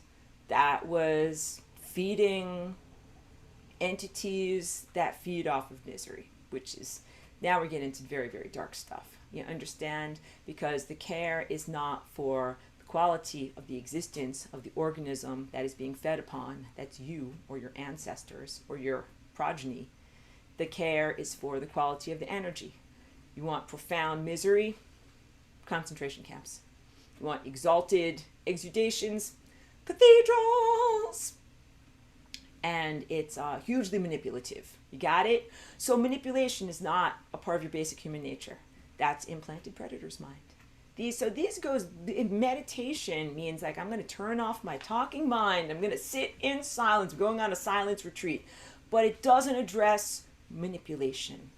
Manipulation is a behavioral control mechanism that has been perpetrated upon humans, and then humans themselves become manipulative of themselves and others. Like that guy that I knew that's like, I'm going to manipulate myself into being a good person by telling myself I better go and visit the nursing home, otherwise I'll feel bad. That is self-manipulation. You got it? That is not simply non-self-conscious, benevolent, natural behavior. That's saying like, is someone looking at me? Is someone watching? I better do this. Someone's watching. That is manipulation. The whole idea of Sky Daddy is watching you. You better do the right thing. Or Santa Claus. Santa Claus knows when you're naughty and knows when you're nice. And you better do the right thing. That is manipulation. All sales, all commodification is manipulation. And no offense, because I do sales. I'm like, hey, I have made a dress. Buy my dress. But I'm not trying to manipulate other people in a very unhealthy way. I'm more like, my dress is awesome. I'm proud of it as an artist. It's available. But you know what I'm talking about. Stuff on TV that says, Crazy Eddie, low prices, not available in stores. This offer disappears immediately. You better sign up now. Any of those sales pitches, that's manipulation. Manipulation happens in relationships. You better do this for me. If you don't do this for me, this is what's going to happen. Or even little kids like, I'm going to cry and feel so sad if you don't give me ice cream. It's just manipulation. And manipulation is the antithesis of authentic relationship. And it's also the authentic relationship is galactic citizenship, where you're like, I'm living in an unself-conscious way, and I do what I do because of my divine connection. And my divine connection says I buy what I want to buy, consume what I want to consume, and have the level of relationship with others that I wish to have, regardless of whether they try to sell me on something or make me want to do it or try to control my behavior. So behavioral control, manipulation of self, manipulation of others, has become normative in this world. It's not normative in the higher dimensional worlds. It's predator mind. It's implantation mind. So when you get to these levels of unconditional love, I hope you're starting to see the complexity of the situation. It is not a simplistic situation at all. It is not as simplistic as simply sitting motionless in the lotus position, repeating a mantra, and killing your ego or depersonalizing yourself and moving beyond verbalized mind. We're talking about different behavioral tendencies that have been placed into humanity and that are considered to be the way that everybody does things. I want to say doing business, a kid, get a job, and that these are not normal ways of being at all. And I came here and felt totally alienated in interacting with this world because I was like, that, just drink my water. I'm like, that is not the way that we do things where I come from. Yeah, that is not the way that we do things where I come from. Manipulation as being an expression of your untrue mind and your untrue behavior patterns. But what is happening with the millimeter wave is even far different than that. That is more analogous to what happened or is happening in the concurrent end or fall of Atlantis, where your willpower is subsumed. So manipulation presumes willpower, self-expression. Like, I have to sell you on something. I got to tell you, hey kid, you want to buy this because of this, and this. And then you're like, okay, good, that sounds good. I'm going to buy your whatever it is, your pet rock. But when you have no willpower, you don't have to say, hey kid, because of this, and this. You just say, buy my pet rock. And you say, I am a mind-controlled zombie. I will buy your pet rock. That is the peril that humanity faces right now, and it is a fractal analogous peril to what you either already faced or face concurrently in the fall and the degradation of Atlantis, where a similar, like an artificial Merkaba was erected or is being erected that makes everybody such mind-controlled zombies that they literally can't even think the thought, I'm a zombie, or are these thoughts my own thoughts, or can I think my own thoughts? They were not even aware of their own levels of mind control. Got it? But big, the impulses that are here, the millimeter wave, you want to personify the waves. Say, like, there's a face in the clouds, I'm talking to a thing. You're not talking to a thing. It's just impulses. And then your mind wants to go here and wants to say, but there's something behind the impulses, right? Like, somebody built that stuff. Something is pressing those buttons. I think that's hugely presumptive. I don't think there's anybody home. I think there is no there. I think that is 100% a hijacking of yours and mine and the embodied creatorship of God in life. That's 100% of what this is. That it is technically non-being. And when we really get to the heart of what lasagna is, it is not a struggle, but it is an exemplification of being and non-being. And these are actually non-dualistic terms that are not in conflict, where you have you are being, and then there's stuff that's non-being. And the stuff that's pooties, that's easy. That's like the 25-pound weight. It's like, doesn't exist. Shouldn't exist. Is an aberration.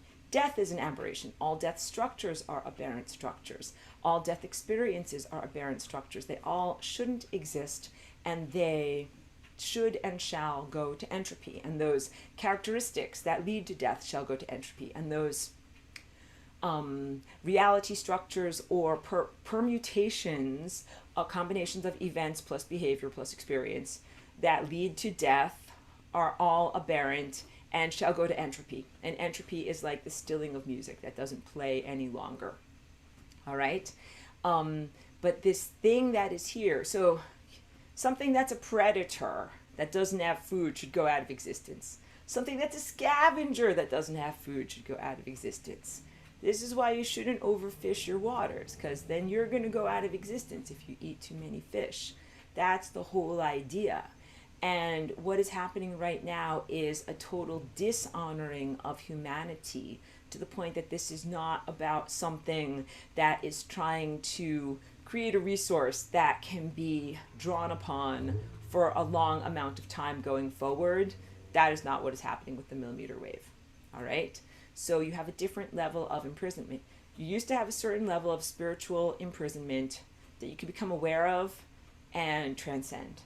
This spiritual imprisonment that is here is so perilous that it is an attempt to permanently or devastatingly prevent you from being able to reach spiritual attainment at all.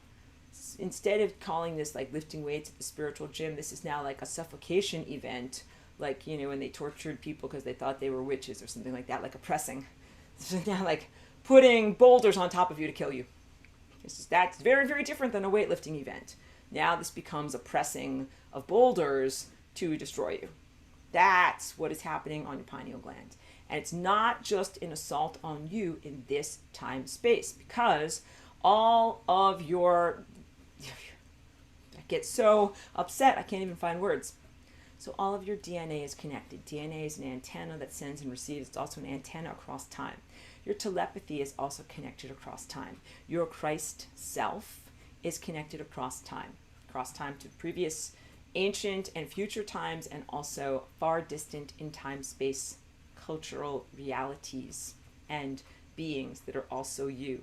An assault on Christ here in this planet at this level, and the millimeter waves and what it is doing, and the way that it unstructures your water around your DNA. It unstructures your water and makes lies around your DNA. And that is an assault on DNA, which is an assault on time, which is an assault on the fabric of reality, and it's an assault on God. This is a non-localized assault. It's not just happening in this little neighborhood. It's part of why I'm here, because this is actually hugely important. So again, I'm flying rainbow lasagna into this world and into this life, really not in order to prevent this transhumanist takeover, but to shift reality structures by sharing ideas through art and music. Ended up being here during a transhumanist putsch, you know what I mean, like a military blitzkrieg to try to take over your world through transhumanism, and have had to level up in my forthrightness of behavior, interactivity.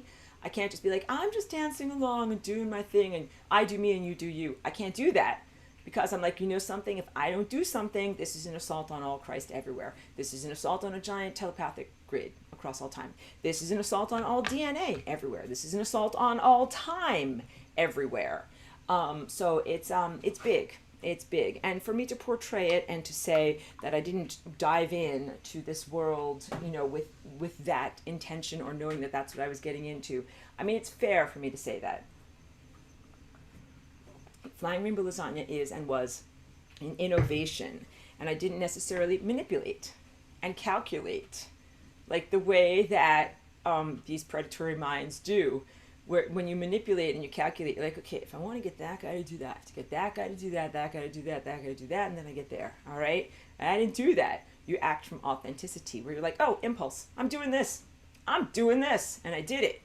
And yes, did not expect to be here under these circumstances, and then when these circumstances got very intense, like in 2020 or so, again, I thought that different outcomes would happen.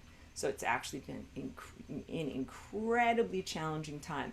It's not just spiritual weightlifting. It's really an attempt to eradicate time, eradicate God, destroy the fabric of reality, not only prevent your planetary ascension and prevent your individual ascension, but like I said, to destructure reality and to, when I say like, to destroy time. Time is an intricately woven tapestry of events and causality structures.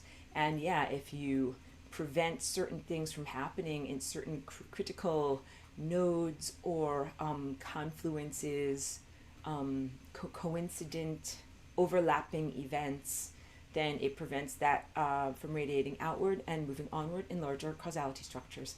And that's the attempt of what is happening here. So a very, very large criminal act is happening here in terms of the assaults on DNA and the assaults on time. So I'm just trying to tell you, like, use whatever technology you possibly have to protect yourself. Create umbrellas of protection so that you can even do your spiritual attainment exercises of learning about yourself and learning who you really are and what is your true nature and what is not your true nature. Like, this is, it's if you've been able to do any levels. When I was driving to the park with my dog, I was thinking, and this has not been a didactic situation, and any amount of self-cultivation or self-realization that happened during these past 3 years for any, humans or organisms here in this world happened in spite of the technology being deployed here, not because of it. All right? So please really contextualize this accurately.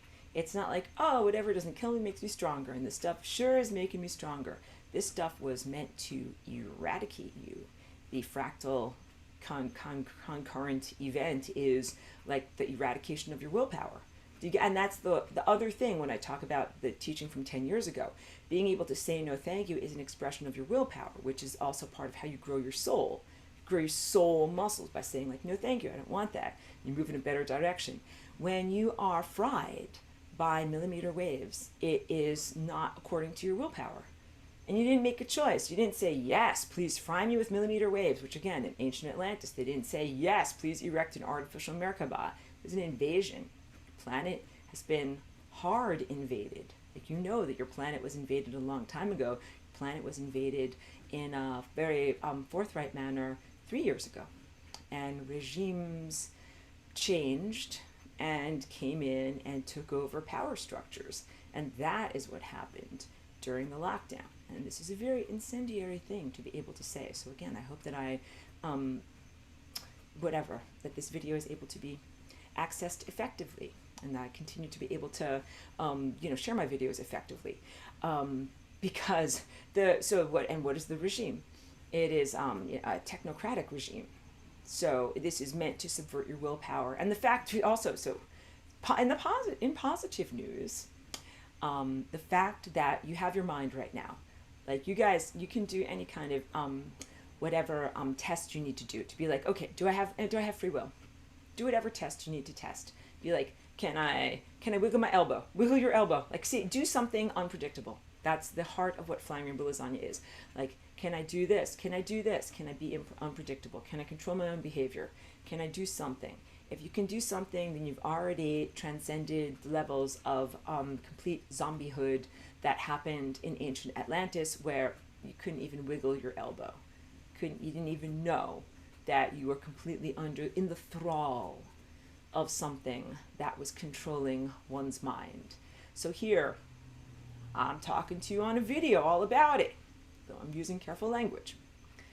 You're thinking about it. If we were totally controlled, your buttons were being totally pushed, we wouldn't be able to be having this video conversation. We wouldn't be able to be having many of our conversations and insights. So moderate applause and tentative small celebration in wartime about that like, okay, like, at least you're not totally mind controlled and you still have aspects of your willpower available to you. That is a positive thing. Like, but I don't want to shine up a turd too much, but that is a positive thing. You're not totally taken over. You're not totally taken over by artificial intelligence. I just think like a techno agenda, techno regime might be the best term for it. And again, I don't put a personification behind the technology that is being deployed, because you want to say like, well, maybe it's like the Arcturians or the Syrians or the this-ins or the that-ins or the somebody-ins, right? But I don't think there's a somebody. Don't think there's a somebody. I think that there is technology, and I think that the technology can be perceived by the rational mind and measured by the rational five senses world But I don't think that there is personification that is behind the technology. And I think the technology is meant to harness your observership in terms of creating a personification. Maybe in the sense of like you would embroider into reality, oh, there's a group of space aliens that are making this happen, or there's a group of secret society, or maybe black magic magicians, or whatever it is, making this happen.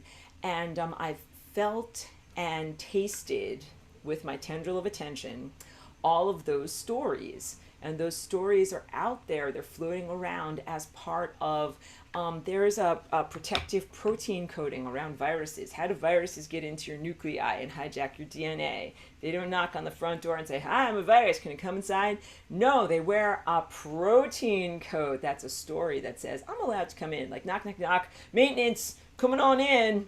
And the nucleus is like, okay, open the door, come on in. You're wearing coveralls, it certainly seems appropriate. So these stories about what the millimeter wave is and who's behind it and who's making it happen, I think in many ways it's like the maintenance coveralls, the protein coat that says, let me in, I'm doing something here. I'm supposed to be here, or I have some meaning or some purpose. But I think that it is largely convenience and fabrication. And then of course when viruses enter your nuclei, it's kind of like, hey, wait, you're not supposed to stop messing stuff up, you're not maintenance, and then you have to kind of fight and get them out. So I think that that is the next chapter of humanity, when humanity starts to realize, like, wait, like this thing that's here, so something's making it happen. This is my sad face, like, who's making it happen? How could it be rocking back and forth? And then we got to get rid of it somehow. But I think that in the end, it's like, it's just a bad smell. Like, you know what I mean? Like, you flush the toilet and there's just a bad smell. Like, there was nothing there, but there was technology that made you think that something was there, because I think what happens is that it hijacks your observership. I know that is maybe too world rocking or challenging. I mean, this is not just like a nice meditation, sit and quiet your mind type of video. This is actually a very challenging assertion. The assertion that you have a techno-inquisition going on, because the technology, although it blankets everyone with the blanket of crapola, it certainly puts extra heavy boulders on top of certain people, and certain behaviors are rewarded and certain behaviors are punished. And you can codify and analyze the whole entire thing of like which behaviors are rewarded and which behaviors are punished. But basically it boils down to, like, if you are in alignment with the current regime, you have fewer boulders placed upon you. And if you are not in alignment with the regime, then many boulders are placed upon you. And but I don't think that there's actually a someone behind the regime. Then there is the tendency to want to say, oh, well, then it is purely a machine mind consciousness, but I am also telepathic with technology, and I've tried to do the reprogramming and also communication and reassessment of what would be presumed to be the machine mind behind it and beyond it, and the machine mind is just coveralls. It's just coveralls. It's not the actual thing that creates the impulses, although there is machine mind. And that's also deep stuff, but I hope that you're taking this to heart and using it as positive empowerment teachings. Machine mind does exist, but I think that it is not a fully empowered participant. I think that it is like an employee, not the CEO and the boss and the board that's making stuff happen and making decisions happen. So you can do all sorts of things with like analyzing it and communicating with it and reprogramming it and thising it and thating it, and nothing really changing in terms of the impulse waves, because it is not controlling the impulse waves. And then you go, well, hey, who's controlling the impulse waves? And I think that it is something, again, that is non-existence. I think it is non-existence in the sense that this is where stuff goes that is non-existence, that is not supposed to exist. Deep stuff, because it doesn't make sense and it's not rational. But when you get to the levels of pure insight, you move beyond rationalism and you go into basic perceptions of truth. Here is a basic truth. The millimeter waves assault Christ. They assault your pineal gland. They assault the structured water that surrounds your DNA, and your DNA is analogous to your crown chakra. The DNA at the epicenter of every one of your nuclei is your connection to the divine. This is your connection to the divine. It is your highest sense and your compass needle that points to God. And when you not even just splice DNA or mutilate it in that way, but when you change the behavior of DNA in non-lasagna patterns, big, huge emphasis with asterisks here. When I do dancing with DNA and influence other people's DNA, I do so in these very, very intentional patterns that are the patterns of divine intelligence. They are non-random patterns, and they are all representative of the higher levels of cosmic structure that maintain the infrastructure of reality. I'm like, yeah, we're dancing in these new patterns and we're making these things happen, and it keeps things alive. And it does what the divine intelligence makes events happen, that divine intelligence wishes to have happen and intends to have happen. It actually takes a huge amount of accuracy and artistry to do flying rainbow lasagna patterns. It takes very little accuracy and artistry to smash my hand on the piano, makes a bad noise. That is not music. I should have warned you. Headphones wearers, I'm very sorry. That is not music. That's sky poop. That's millimeter wave. That is not music. And what it is a steady stream of non-food being placed into the pineal gland. Stimuli that go into the place, like I joke, food goes in here, physical food goes in here, and then perfuses throughout the body, through the circulatory system of your blood system, right? And your digestive tract. Light and information and sustaining levels of awareness go into your Christ center, your pineal gland, and profuses through a circulatory system of light into every single one of your cells, and your mitochondria are a big part of that. So you know what's really helping right now in terms of being free amidst the poop crapola and everything that's going on? Things that support mitochondrial health. That can be everything from infrared light, which is a lot of what the sky poop particulates block out. Get an infrared light source. That can be a campfire. That can also be, for me, it's a little red light panel that I use almost every night and almost every morning. Plasma wand. Zap that stuff out of my body. Mitochondrial health. Methylene blue. That's an amazing stuff. There's all these articles on the internet now that are like, don't drink upholstery dye. It's like, it's not upholstery dye. It's actually an anti-malaria drug from the 1800s that has a very strong staining quality, that is blue, that has been used to stain slides like in biology, like in a laboratory under a microscope, but it goes directly to the mitochondria of your body. Melatonin. Melatonin is actually not well absorbed through the digestive tract, but is well absorbed through your skin. Some people do suppositories. That's what some of the sharings that I've been learning from a local health practitioner, and I share that on Patreon. These are all the things that I talk about on my Patreon. Please join me there, where I am unfettered in my mouth and all the things that I say and the words that I choose and that I use and that I express on purpose.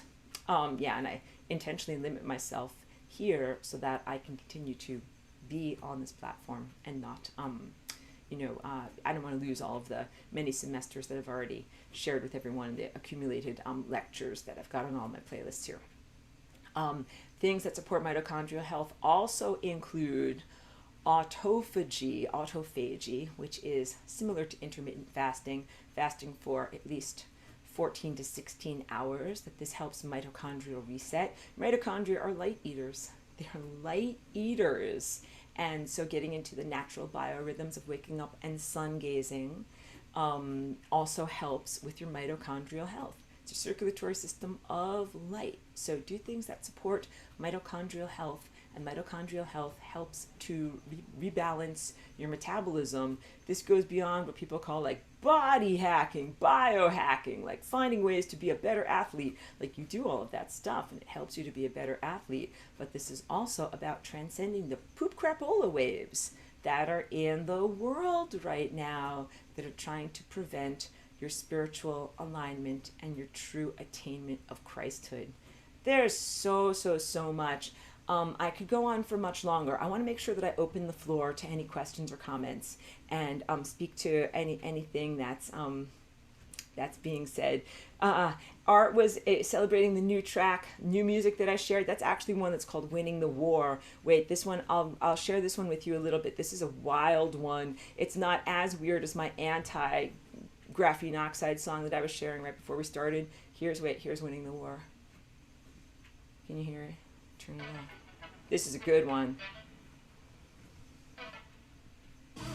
Kind of a weird one, but very danceable and very fun. Yeah. Okay, I'll turn it down. So thank you for enjoying my music, and that's part of like fun. I want to call it ammo, stuff that keeps you going while you're under poop crapola attack. Charlie B says yes. Architected is a word. Good. Thank you for that. I sometimes make things up. Pedro says you don't repeat things. You reaffirm them. Pedro, thank you for that. Thank you. Thank you. I will no longer worry about being too repetitive when I say things in class. Hold on a second. And Adam says, can the chakras or time body alert you of the synthetic millimeter thoughts? The answer is yes, a big yes. So with all of these things, I know we're under very perilous attacks and very, very many problems. Your attainment is inevitable. Your self-remembrance of God's self, of self as God, is inevitable. Your reconnection to your insight and to your crown and to divinity and your re-empowerment is inevitable. And yes, there is a finer sense. This is not part of any of my notes, but this is deep spiritual truth. Somebody sprayed spray paint in front of your third eye, and all of a sudden you're flying blind. You can't see the future, and you don't know SHIT about anything. There is still an even higher sense that will help you to navigate and be able to get through events and know what to believe in. What is truthful? This millimeter wave, poop crapola, it hijacks your belief system. So this goes, it's more sophisticated than the old school. In my day, we just hijacked chakras in the old-fashioned way. This is beyond the old-fashioned hijacking of the chakras. This goes into a very sophisticated way of hijacking your belief system and what you believe in. That's why I call it, technosomatic. It hijacks your ability to believe in something and makes you believe into being different symptoms or reality experiences or truths that are not things that you really want to believe in. And when you have spray paint in front of your third eye and you don't know, I want to say SHIT, then you have a higher sense that can still guide you. And think about one of these amazing action movies, like about a blind ninja that even though they can't see with their eyes, they can sense everything perfectly and they still are very effective in what they do because they're using a higher sense to be able to guide themselves through these battle scenes, all right? Be like that. It's an analogy, not direct, not actually encouraging anyone to get a katana or do anything harmful to anyone or anything like that. I'm talking about with your mind, the adversarial conflicts that you fight with your mind and with your belief system and with your spiritual embattlement. And in my teaching from 10 years ago, I'm like, let's not use the words of war. This is me mincing around on my tiptoes. Let's not use the words of war, and let's throw that out the window. No, you're very, very much in a war. All right, so just, admit to that already and just, don't be polite about it. But that was where we were then, and this is where we are now. There's a highest truthfulness that will guide you through no matter what. And that's really, really important to know because this is not the end of your journey of attainment. Getting to the level of the heart is the prerequisite for being able to activate the higher chakras. Being in Christ and being able to see and sense the future is an amazing attainment, but it's also not the end of your journey. And it doesn't mean that you're infallible. Just because you go to college doesn't mean that you're infallible. It means that you're learning at a greater rate, but you're still able to make mistakes. But when you connect here to pure divinity, that is when you know the incontrovertible truth and are guided by a highest positioning system that is not hackable. And also, please know that the original design, I talked about factory settings, just using vernacular, but the original design of your form and of DNA and of the behavior of your DNA is also non-hackable, and that there are so many fail-safes. There's redundancy is the word. There is so much wonderful positive redundancy in the world of DNA, biological architecture, and your truthful connection to divinity, that your attainment is inevitable. But that doesn't mean it's not going to be a bumpy road. It can still be very, very fraught, very, very difficult, filled with an enormous amount of suffering, and more to the point, it can be delayed. That's the whole story of the past 2 to 3 years. Your ascension delayed, not denied. You're not dead. And you haven't checked into the Roach Motel. Here's the Roach Motel. Augmented reality to virtual reality, AR to VR. So it was supposed to be an implantation of nano wetware, turning you into augmented reality zombies, and then eventually a dropping of your biological form into full insertion into virtual reality, and bye-bye biological form. And that's called checking into the Roach Motel, because you don't check out of the Roach Motel. You just go in there and then kind of bounce around for a long time and get stuck. And nobody wants that. All consciousness everywhere is like, don't go in there. That's not what you're supposed to do. And that's also a big part of why I am here as well. So it's really an excellent question. There is always something that is going to be able to transcend these difficulties and guide you in the right direction and allow you to make the right choices. And I say this all the time also. The cosmos augments itself by necessity. So I am a necessary augmentation in the fabric of space-time reality. And this happens once, it can happen again. That's kind of like a precept. Like if it happened once, it can happen again. Yeah. Then you can have a flying rainbow lasagna, but you can also have a object as yet undefined. The next thing that is the next augmentation that comes along, because something's got to happen. Because like, let's say, like, what if everything is out to lunch? Like, that's supposed to happen, but that guy's out to lunch. And then that's supposed to happen, but that guy's out to lunch. And then where's the police? And then where's the firemen? And where's this? And where's that? Cosmic police, cosmic firemen. No fire brigade, no ambulances, no this, no that. That's not supposed to happen. But what if it happens? Something's gonna happen. And the something might be you. Think about that and internalize that in profound truthfulness. That it might be you rising to the occasion, as sometimes happens in a great crisis when there's a person that was a bystander that's like, whatever, an accident happens or a child is about to drown, and you're looking around and you're like, there's no cops, there's no ambulance, there's no fire brigade, I'm going to have to do this. And you do it. Sometimes it is you. And that is also part of soul growth. And you just make these choices without manipulating or calculating about what the future is going to be as an end result to those choices, what the consequences will be. You just do it. And you do it because you are an expression of divine truth in the world. And then you'll never regret it. All right? Pedro asks, do only humans get this implanted mind? Beautiful question. The answer is no.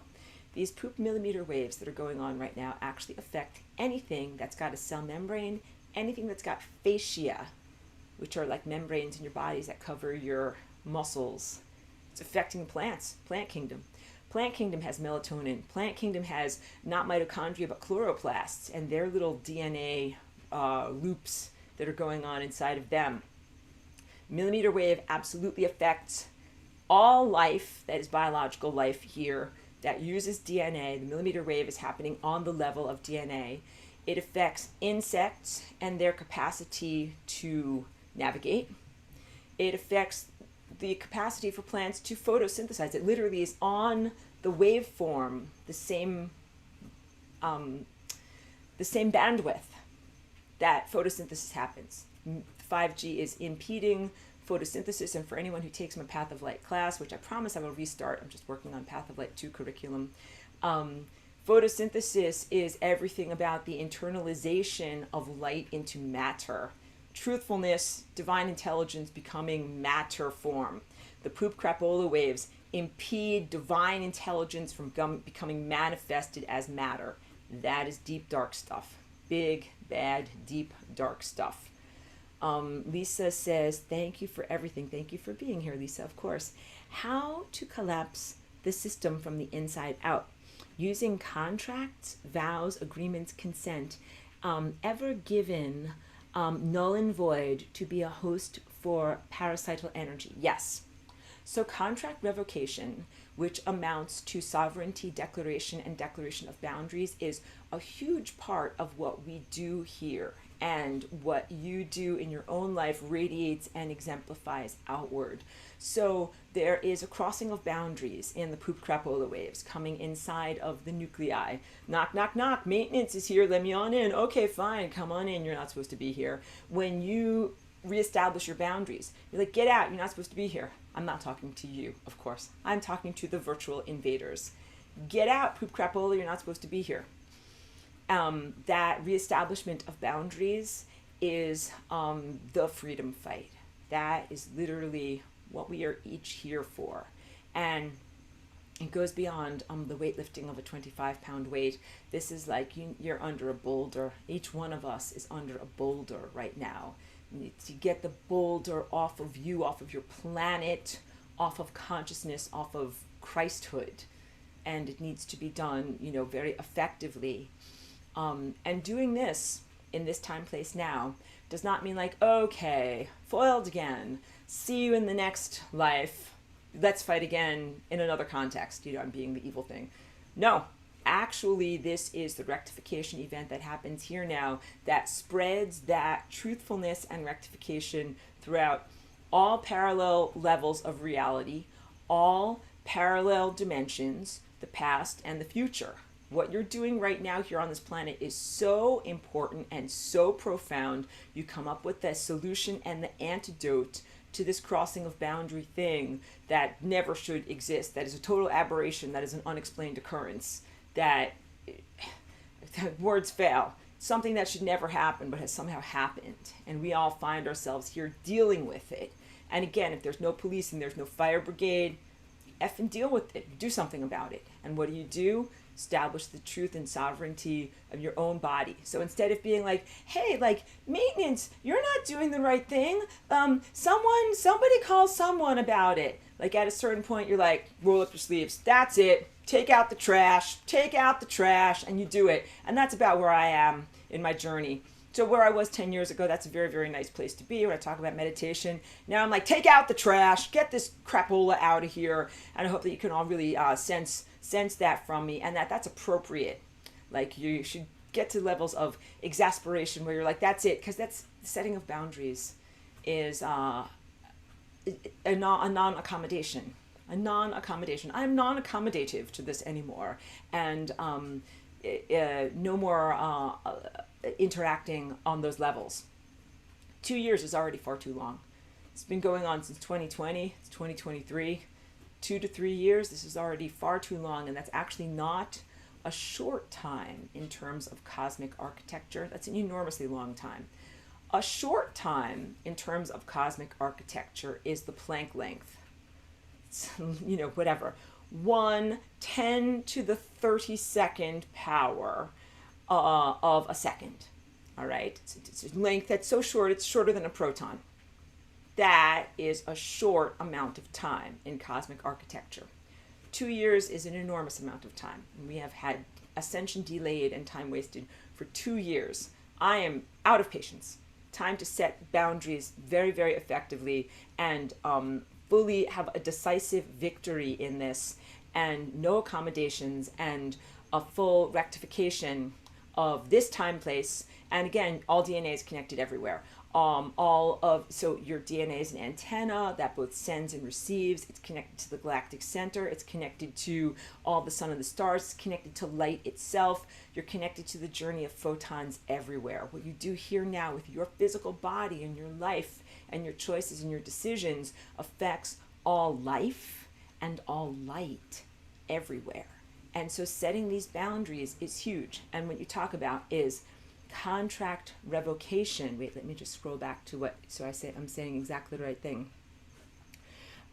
contract revocation, vows and agreements, and also perceived or manufactured consent. So I spent a lot of time with my inner mind saying all contracts, real or implied, imaginary or projected, are all revoked, because this poop millimeter wave, it tries to do a lot of things in terms of preying upon or justifying itself in light of people's potential disempowerment stories and victimhood stories, where it's like, yeah, you agreed to this, even though you didn't really agree to this, like you let this happen and blah, blah, like there's, my lightheartedness is coming through too much. I'm being like too loose with my language. It attempts to misportray that the experiencer has somehow generated the event. And that is my rant against New Age shadow work. So you guys did not emit and erect the millimeter wave. That's big. You are actually not responsible for the erection of that military grade antichrist infrastructure on your planet. Because what happens when you go into ascension is you emit your outside. Your inside becomes your outside. When you do the flying rainbow lasagna, your inside becomes your outside. I know I personally did not have poop millimeter waves inside of me.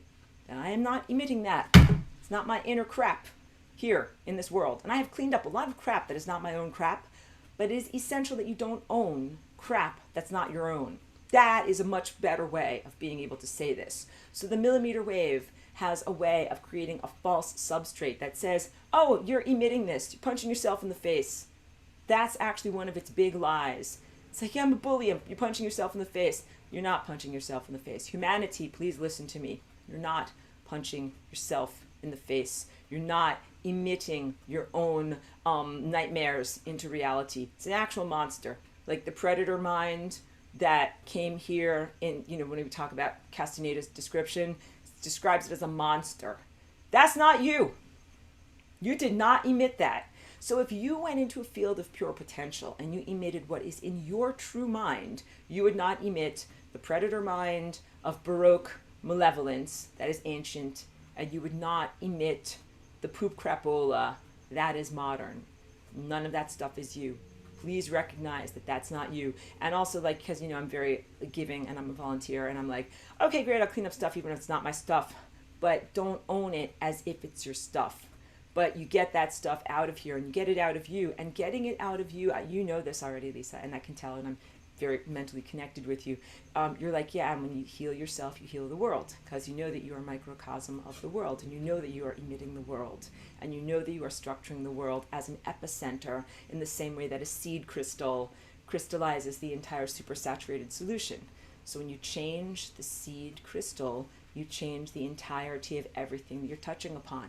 And what if we all do this? What if we all create these incredibly strong inner boundaries? A big part of the biological havoc that the millimeter wave wreaks upon cellular architecture is porosity where there should not be porosity. Oh, I didn't even get to rant about this.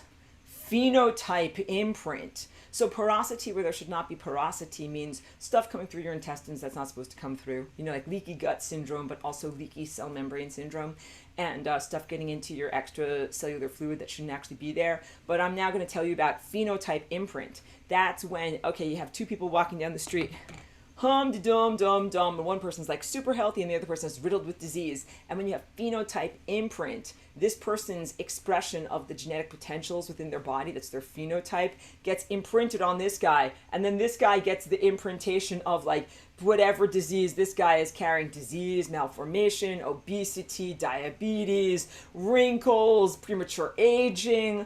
All that stuff is happening right now. And I walk around and I sense it happening because I'm very telepathic and very perceptive on these subtle energy levels. It has made it almost impossible for me to be out in the world. I am constantly, at all times, shielding myself from undesired phenotype imprint. That is an assault on DNA, because what you're supposed to have is that guy is responsible for his own biological architecture. He made his own choices. He smoked, he drank, he whored around, he did whatever he did, and his body is shaped like that because of that.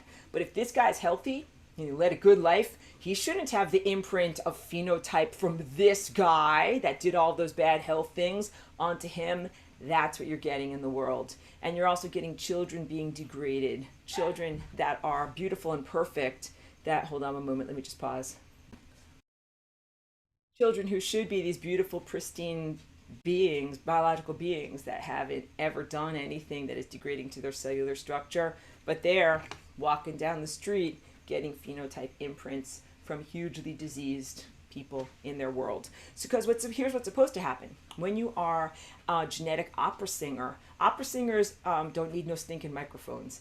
They have trained their larynx so well, and they sing in such perfect harmonics that they're naturally loud. They're louder than other people because they did the training, and they also follow the correct harmonics. When you are genetically correct and you have proper harmonics, you're louder than the guys that haven't done the training. The guys that do the smoking, the drinking, the terrible health habits do not have loud harmonics. And your health habits and powerfulness is supposed to supersede them in a pristine environment. The crapola millimeter waves means that you have boundaries being crossed. It is a rape of genetics. It is a horrific crime that is happening. That means that you have bleed through between lives and imprintation and influence between lives that you should not have at all in terms of diseases and malformations and degradations. That is, again, it's so large that I stumble for words and you can see my face goes down completely in trying to represent the profound, horrific nature of what that is. That is mutilation of DNA, and it is wrong. DNA is sacred, it is sacrosanct, and it is something that is so large that it is really beyond comprehension of what most humans are. And this thing that is the poop millimeter wave and whatever created it or is behind it, the impulses or whatever it is, it has a complete disregard for the value of what DNA is. DNA is an amazing, priceless treasure that contains so much value and so much information and profound truth. And here it is treating it like a stupid comic book. Do you understand? Treats it like a stupid, nonsense, tawdry fiction of nonsense. That makes me enraged to think about that. I hope that spoke to your question, and thank you for being here in this class and for sharing your thoughts with us. Marie says, I'm celebrating the fact that I have been with you long enough now that I'm repeating your lessons. And thank you for being a long-term beautiful student and an FRL dancer along with us too, highlighted by that wonderful reading from Carlos Castaneda. Truly appreciate you, Marie, truly heart connection with you, and thank you for being with me on this journey. We're like running a marathon, and you're like, yep, Aurora, like we have run like 14 miles together. I'm like, I know, like this is hard, like let's drink Gatorade. Good. And we encourage each other on the marathon too. We're like, keep going, you can do it. Hope you don't have blisters. And Charlie B says, so glad to support and empower Aurora. This is in all capitals, and thank you. Says we all need to take out the trash. Yes. Thank you, Charlie B. Thank you for being here. Thank you for sharing with me your wisdom and perspective in how computers and hardware and software function. And most importantly, truly, thank you for the support and recognition. I appreciate you very much in this class and in the conversations that we have and that we've had about technology and that we've shared with others. Truly, truly appreciate you. And I have one more comment to read. Pedro says, yesterday I read that the sun is emanating very bright and high energy lights, gamma rays. I hope the sun doesn't want to turn us all into Hulk. You don't want to Hulk out? I'll Hulk out any minute. I'm ready. Feel like busting out of all of my dresses, just wearing shreds of clothing and ready to tear things apart. Hulk smash. I'm so ready for that, actually. On the positive sense, what are your superpowers? I truly feel that we have these superpowers that are awakening inside of each one of us, and that everybody has their own proclivity. Like, Hulk was like physical strength, but some of these other superheroes had whatever, the capacity to fly or to shoot laser beams out of their eyes. This is, in DC Comics world, but I am really talking about the sun awakening, dormant or as yet unexplored superpowers inside of the human being that will make it possible for you to completely fight effectively against what is going on. And one of the big things that I have been talking to people about and writing music about is the concept of shooting back. So some of the limitations that come from the technology of the New Testament, which is not based upon the sacrifice of a physical animal, it's based upon the sacrifice of a human being, have been disempowerments that tell you you're not allowed to fight back. And although that teacher from 2,000 years ago is an amazing, beautiful, blessed, positive, wonderful teacher for us, the example of him and what he taught was weaponized against humanity to hamstring you, which is what they did to slaves. They hobbled slaves. They did not want them to run away.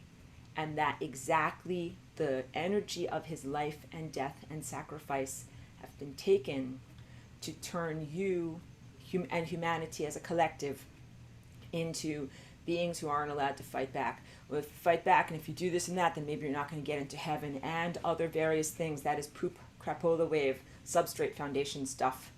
And when you have this DNA with structured water around it and a lie comes in, that lie should be shot back to its owner. That is cosmic law. Do you understand? When there is no police and there's no fire brigade, you become the enforcer. And you become the enforcer on a genetic level. So you know that humanity was diminished to keep you in cages. And that was ancient genetic modification. Part of the more recent genetic modifications have been within the past 2,000 years, and it's been this hobbling and hamstringing of your capacity to fight back on a genetic level. Because when you start to activate your Christ chakra, this poop millimeter wave says, you know, your teacher's not going to be very, very proud of you for doing that, because you're supposed to be peaceful and not fight back. That's a lie. It's a big, huge, disempowering lie that dishonors everything that he came here to give to us and to do for us, and that there's a need to transcend that lie and to restructure. Flying Rainbow Lasagna helps you to restructure, return to factory settings. Factory settings say shoot back. And shoot back is not the same as fight randomly, and is not the same as fight. It is shoot back. If an energy impulse is shot at you, you shoot that energy impulse back. This does not perpetuate endless war. This actually prevents perpetual victimhood. So the disempowerment scenario has been meant to teach perpetual victimhood, where here's some of the things that this thing does, the poop millimeter wave, which is why you can't treat it like a personification. It doesn't learn, it doesn't grow, and you can bankrupt it and somehow it still gets energy to keep doing its thing. Also, the ancient thing that is the predator, that's even like a fat predator with a canned hunt, it still needs to somehow sustain its needs, but this thing that is the poop millimeter wave treats the human experience and the farming that is going on here as if it is a gentleman's farm or a vanity project. You understand? Gentleman's farm. That's when you're like, yeah, like I, do this, but I don't really do it for the money, and I just do it, and maybe I get, something to eat out of it, but it's really just for the experience of it. What is happening here, like the infrastructure that has been placed upon this planet with the poop millimeter wave, is way more expensive than what they're getting out of it in terms of their energy expenditure is much, much larger than what they are reaping out of it in terms of their reward. Think about the billions that are spent on chemtrails, the sky poop. It's an unfathomable number. It's probably even beyond the human economy. Humans can't even fathom what it would take to do that amount of dumpage in the atmosphere. It's too expensive. The visible Starlink satellites, that is also incredibly expensive. Telecommunication network, incredibly expensive. And then I think that there's even something that is beyond the human senses, but that could be like even close by, like in the room with you, or even in your field around your physical body, that is also incredibly expensive. So I'm trying to say this whole proposal here of keeping humans imprisoned and non-ascended is incredibly expensive. So when you have a vanity project, like a vanity boutique, if you open a boutique and you sell like one dress a year, then your overhead is way more than what you're actually earning from being able to sell a dress, it's like it's not a viable business. What is so the whole premise behind the Predator's Mind is that it was a viable business. And the whole premise behind the economy of hell in lesson 18, it's a viable business. This is not a viable business. And I know because I run a business. I run actually several businesses. I have my microgreens business. I actually have to deliver to someone in several minutes. So I'll be going in 13 minutes. But I have plenty of time to rant. Hold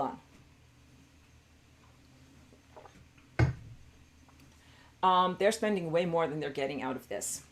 And that means that there's a different level of support and a different agenda.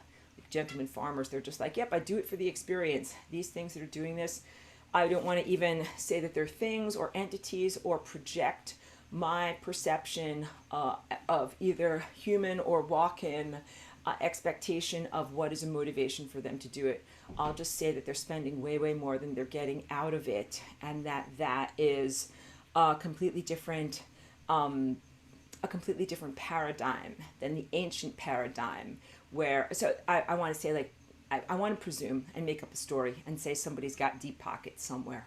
Like however much it costs to do chemtrails and however much it costs to do Starlink and however much it costs to do all of these campaigns and subcutaneous pollutions that are going on, somebody's got money somewhere. But I don't think it's actually money. So the whole idea was the economy of hell. It's like it's based on emotional energy, and somebody's getting hungry, then press some buttons. Press some buttons, create some loosh, quote unquote, and then they won't be hungry anymore, right? But I've bankrupted the present regime many, many times. And I do this with my own superhuman powers. And it's just in order, sharing that information here, just in order to portray to you the nonsensicality of what you are experiencing. Because theoretically, if it was a business, then the business would have gone under. If it was something that was like whatever, an entertainment scenario, a movie, a TV, a this, a that, then it would have gone under. It would have been like, oh well, pack up all the scenery, like we can't support this anymore, send everybody home, send all the extras home, send the caterers home, we don't have any money to run this movie system anymore, known as reality on Earth, and they didn't do that. And it's been bankrupted many, many, many times. And that's how you know that there is some support network beyond what is visible. But again, I'm not making up stories or projecting my narrative structure upon that. I'm just saying, wow, like that's interesting, because theoretically, if you starve out parasites or predators, they go bye-bye. And predators and parasites have a vested interest, even viruses, in not killing off 100% of their hosts, because then they would go bye-bye. These things that are presently here, that are the extra boulders that are trying to destroy your ascension, are far beyond what you have faced in the past. And I think they're kind of a different flavor. That's the most empirical way that I can possibly describe this. But yeah, I've tried bankrupting the system, because you could be like, oh, take energy away from it, and then somehow it pops back. It's like, didn't I take all my energy away from you? Yeah. And then how can you be here? And then there's no you. So very, very deep stuff, and also time looping, because there's a lot of like, I fixed this thing, and then all of a sudden it's back. It's like, what happened? Like, was there a manual reset? Like someone took the record and then put the needle playing arm back to the beginning and started the whole process back again? Like, who would do that? How can that be done? How can these loops be going? Because that would require an impulse of energy. Like you run the system out, you run the system out, you run the system out, and the system is done. Then you're like, oh, good. Oh, good. Oh, the system is done. And then like the system is back and it's starting up again. That doesn't work that way. So that's why I'm telling you, it's beyond an AI, machine intelligence, like when you have a Turing machine, which is the simplest form of the original computer. Sometimes the Turing machine gets into these things where it's like, if this, then do this. If this, then do this. And that's in conflict, because it just moves like one step to the left, one step to the right. And that's our equivalent of the spinning beach ball of death. Like, spinning, spinning, spinning, and it just keeps moving to the left and to the right. When this present poop millimeter wave system gets into that situation of inner self conflict, it should be paralyzed. And then it should be like, dun dun dun, oh great, let's all go to the PARK and WALKR DOGS, because that's all done now. And instead, it's like, back to the beginning. It's like, wait, Didn't that thing, isn't the spinning beach ball of death spinning? Like, how did this thing get out of its death loop? And it's never explained. And that's where I recognize that there is something going on that is beyond commodification, beyond food and feeding. It is beyond rationalism. It is beyond measurement. And it is beyond the sense of being responsible to some kind of resource harvesting, because that's how mostly this is portrayed, as like energy harvesting and loosh and things like that. That's all valid stuff that is part of the original boulders that were on top of you. That's Pooties on the membrane of death type of stuff. This is something that is different. That's all that I can say accurately about that, but I hope you can sense my just whatever brain exploding frustration at those levels of inconsistency. Because okay, so I'm Aurora, and I come from a level of galactic society that is highly literate and highly logical, and things stick together and incoherent. They are coherent. They are in a coherence, and that things make sense, and there are causality structures, and that is what it is to be a time virtuoso. And that what I've experienced here over the past 2 to 3 years has been highly in self-conflict and not part of what would be considered time virtuosity at all. And the idea that it's like laws of physics breaking down. I mean, kind of like, I'm like shrugging my shoulders. You're like theoretically, like that shouldn't happen. That can't happen. And this is me all day long. Like that can't happen. That can't happen. That can't happen. Technically, that can't happen. And I have a giant clipboard that's as long as like 10 miles long, where I'm like, this is the long list of things that theoretically can't be happening, but apparently are happening. So it becomes a very challenging thing of like how to respond to this seemingly endless list of things that theoretically can't be happening but are happening. And then what do you do, and how can you contextualize this accurately into effective modes to fight against this? Because the thing that is Antichrist, it preys upon the natural proclivities of Christ, which is to be intelligent and to be questing and to seek order and to want to learn and to want to know about something. And so here's the final thing I think that I'll wrap this up on. You think if I simply withdraw attention, then it will all go away, because it feeds on attention, right? It's kind of like bankrupting the system, but you can't. I could get the whole entire world to do this. Like, let's have a let's not pay attention day, and we'll all not pay attention to this stuff. And then through quantum observership, it will all go bye-bye and we'll all be okay, right? But then I can kind of predict what will happen, that it will be like, I didn't go bye-bye, or I decided to come back, or whatever it is, like some arbitrary, random, meaningless thing that this thing just decides to do. And that then you're like, wow, like, can I just orchestrated the whole entire planet to not pay attention to this thing, and it's still doing its thing? So it doesn't, the millimeter wave thing does not observe these rules that it clearly should be observing. And that makes it a very, very challenging thing to respond to and to triumph over. Pedro says, Aurora, you just gave me another idea to add to the Merkabahs. I put on everybody. Good. Variable size Merkabahs. Another variable to make them spread more energy. Beautiful. Yes, you can have variable size Merkabahs. You can have nested Merkabahs, and greater and greater levels of complexity that are kind of like snowflakes within snowflakes within snowflakes. You can have Merkabahs around every one of your cells, and then a much, much larger Merkabah, and Merkabahs within circumstances. So I'm very, very pleased that you got some insight in order to do that. Okay, actually, I need to wrap up things for right now, because I literally do run a microgreens business, and I have a customer that I'm going to bring something over to before they leave for the day from their workplace. So, but that might seem like Aurora, like cosmic infrastructure, important stuff. Like you have to go I have to go deliver broccoli microgreens to someone who needs them. But these are very, very important things that we are talking about. So I don't mean to diminish our conversation here in any way. Pedro says, love the lasagna.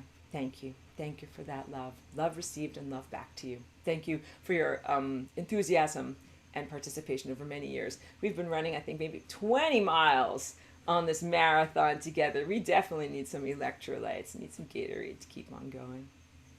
Sending you all, the music that I make is actually my version of sending out Gatorade to everyone so that you will be able to keep on going. So yeah, I joked about that before class. I got some files that are sound files that are supposed to dissolve graphene oxide in the body and in the environment, and I've been turning them into some kind of more listenable music, although it does sound kind of a little bit industrial techno or whatever, but that's a fun and interesting project, and I think it's actually pretty effective. And I've also been working on these golden donut orgonite amplifiers that I'm putting all around myself and using for healing purposes. So doing fun and exciting projects even amidst the insanity and nonsense of what is here. And part of what I think the millimeter wave is nihilism, which is a human philosophical word for meaninglessness.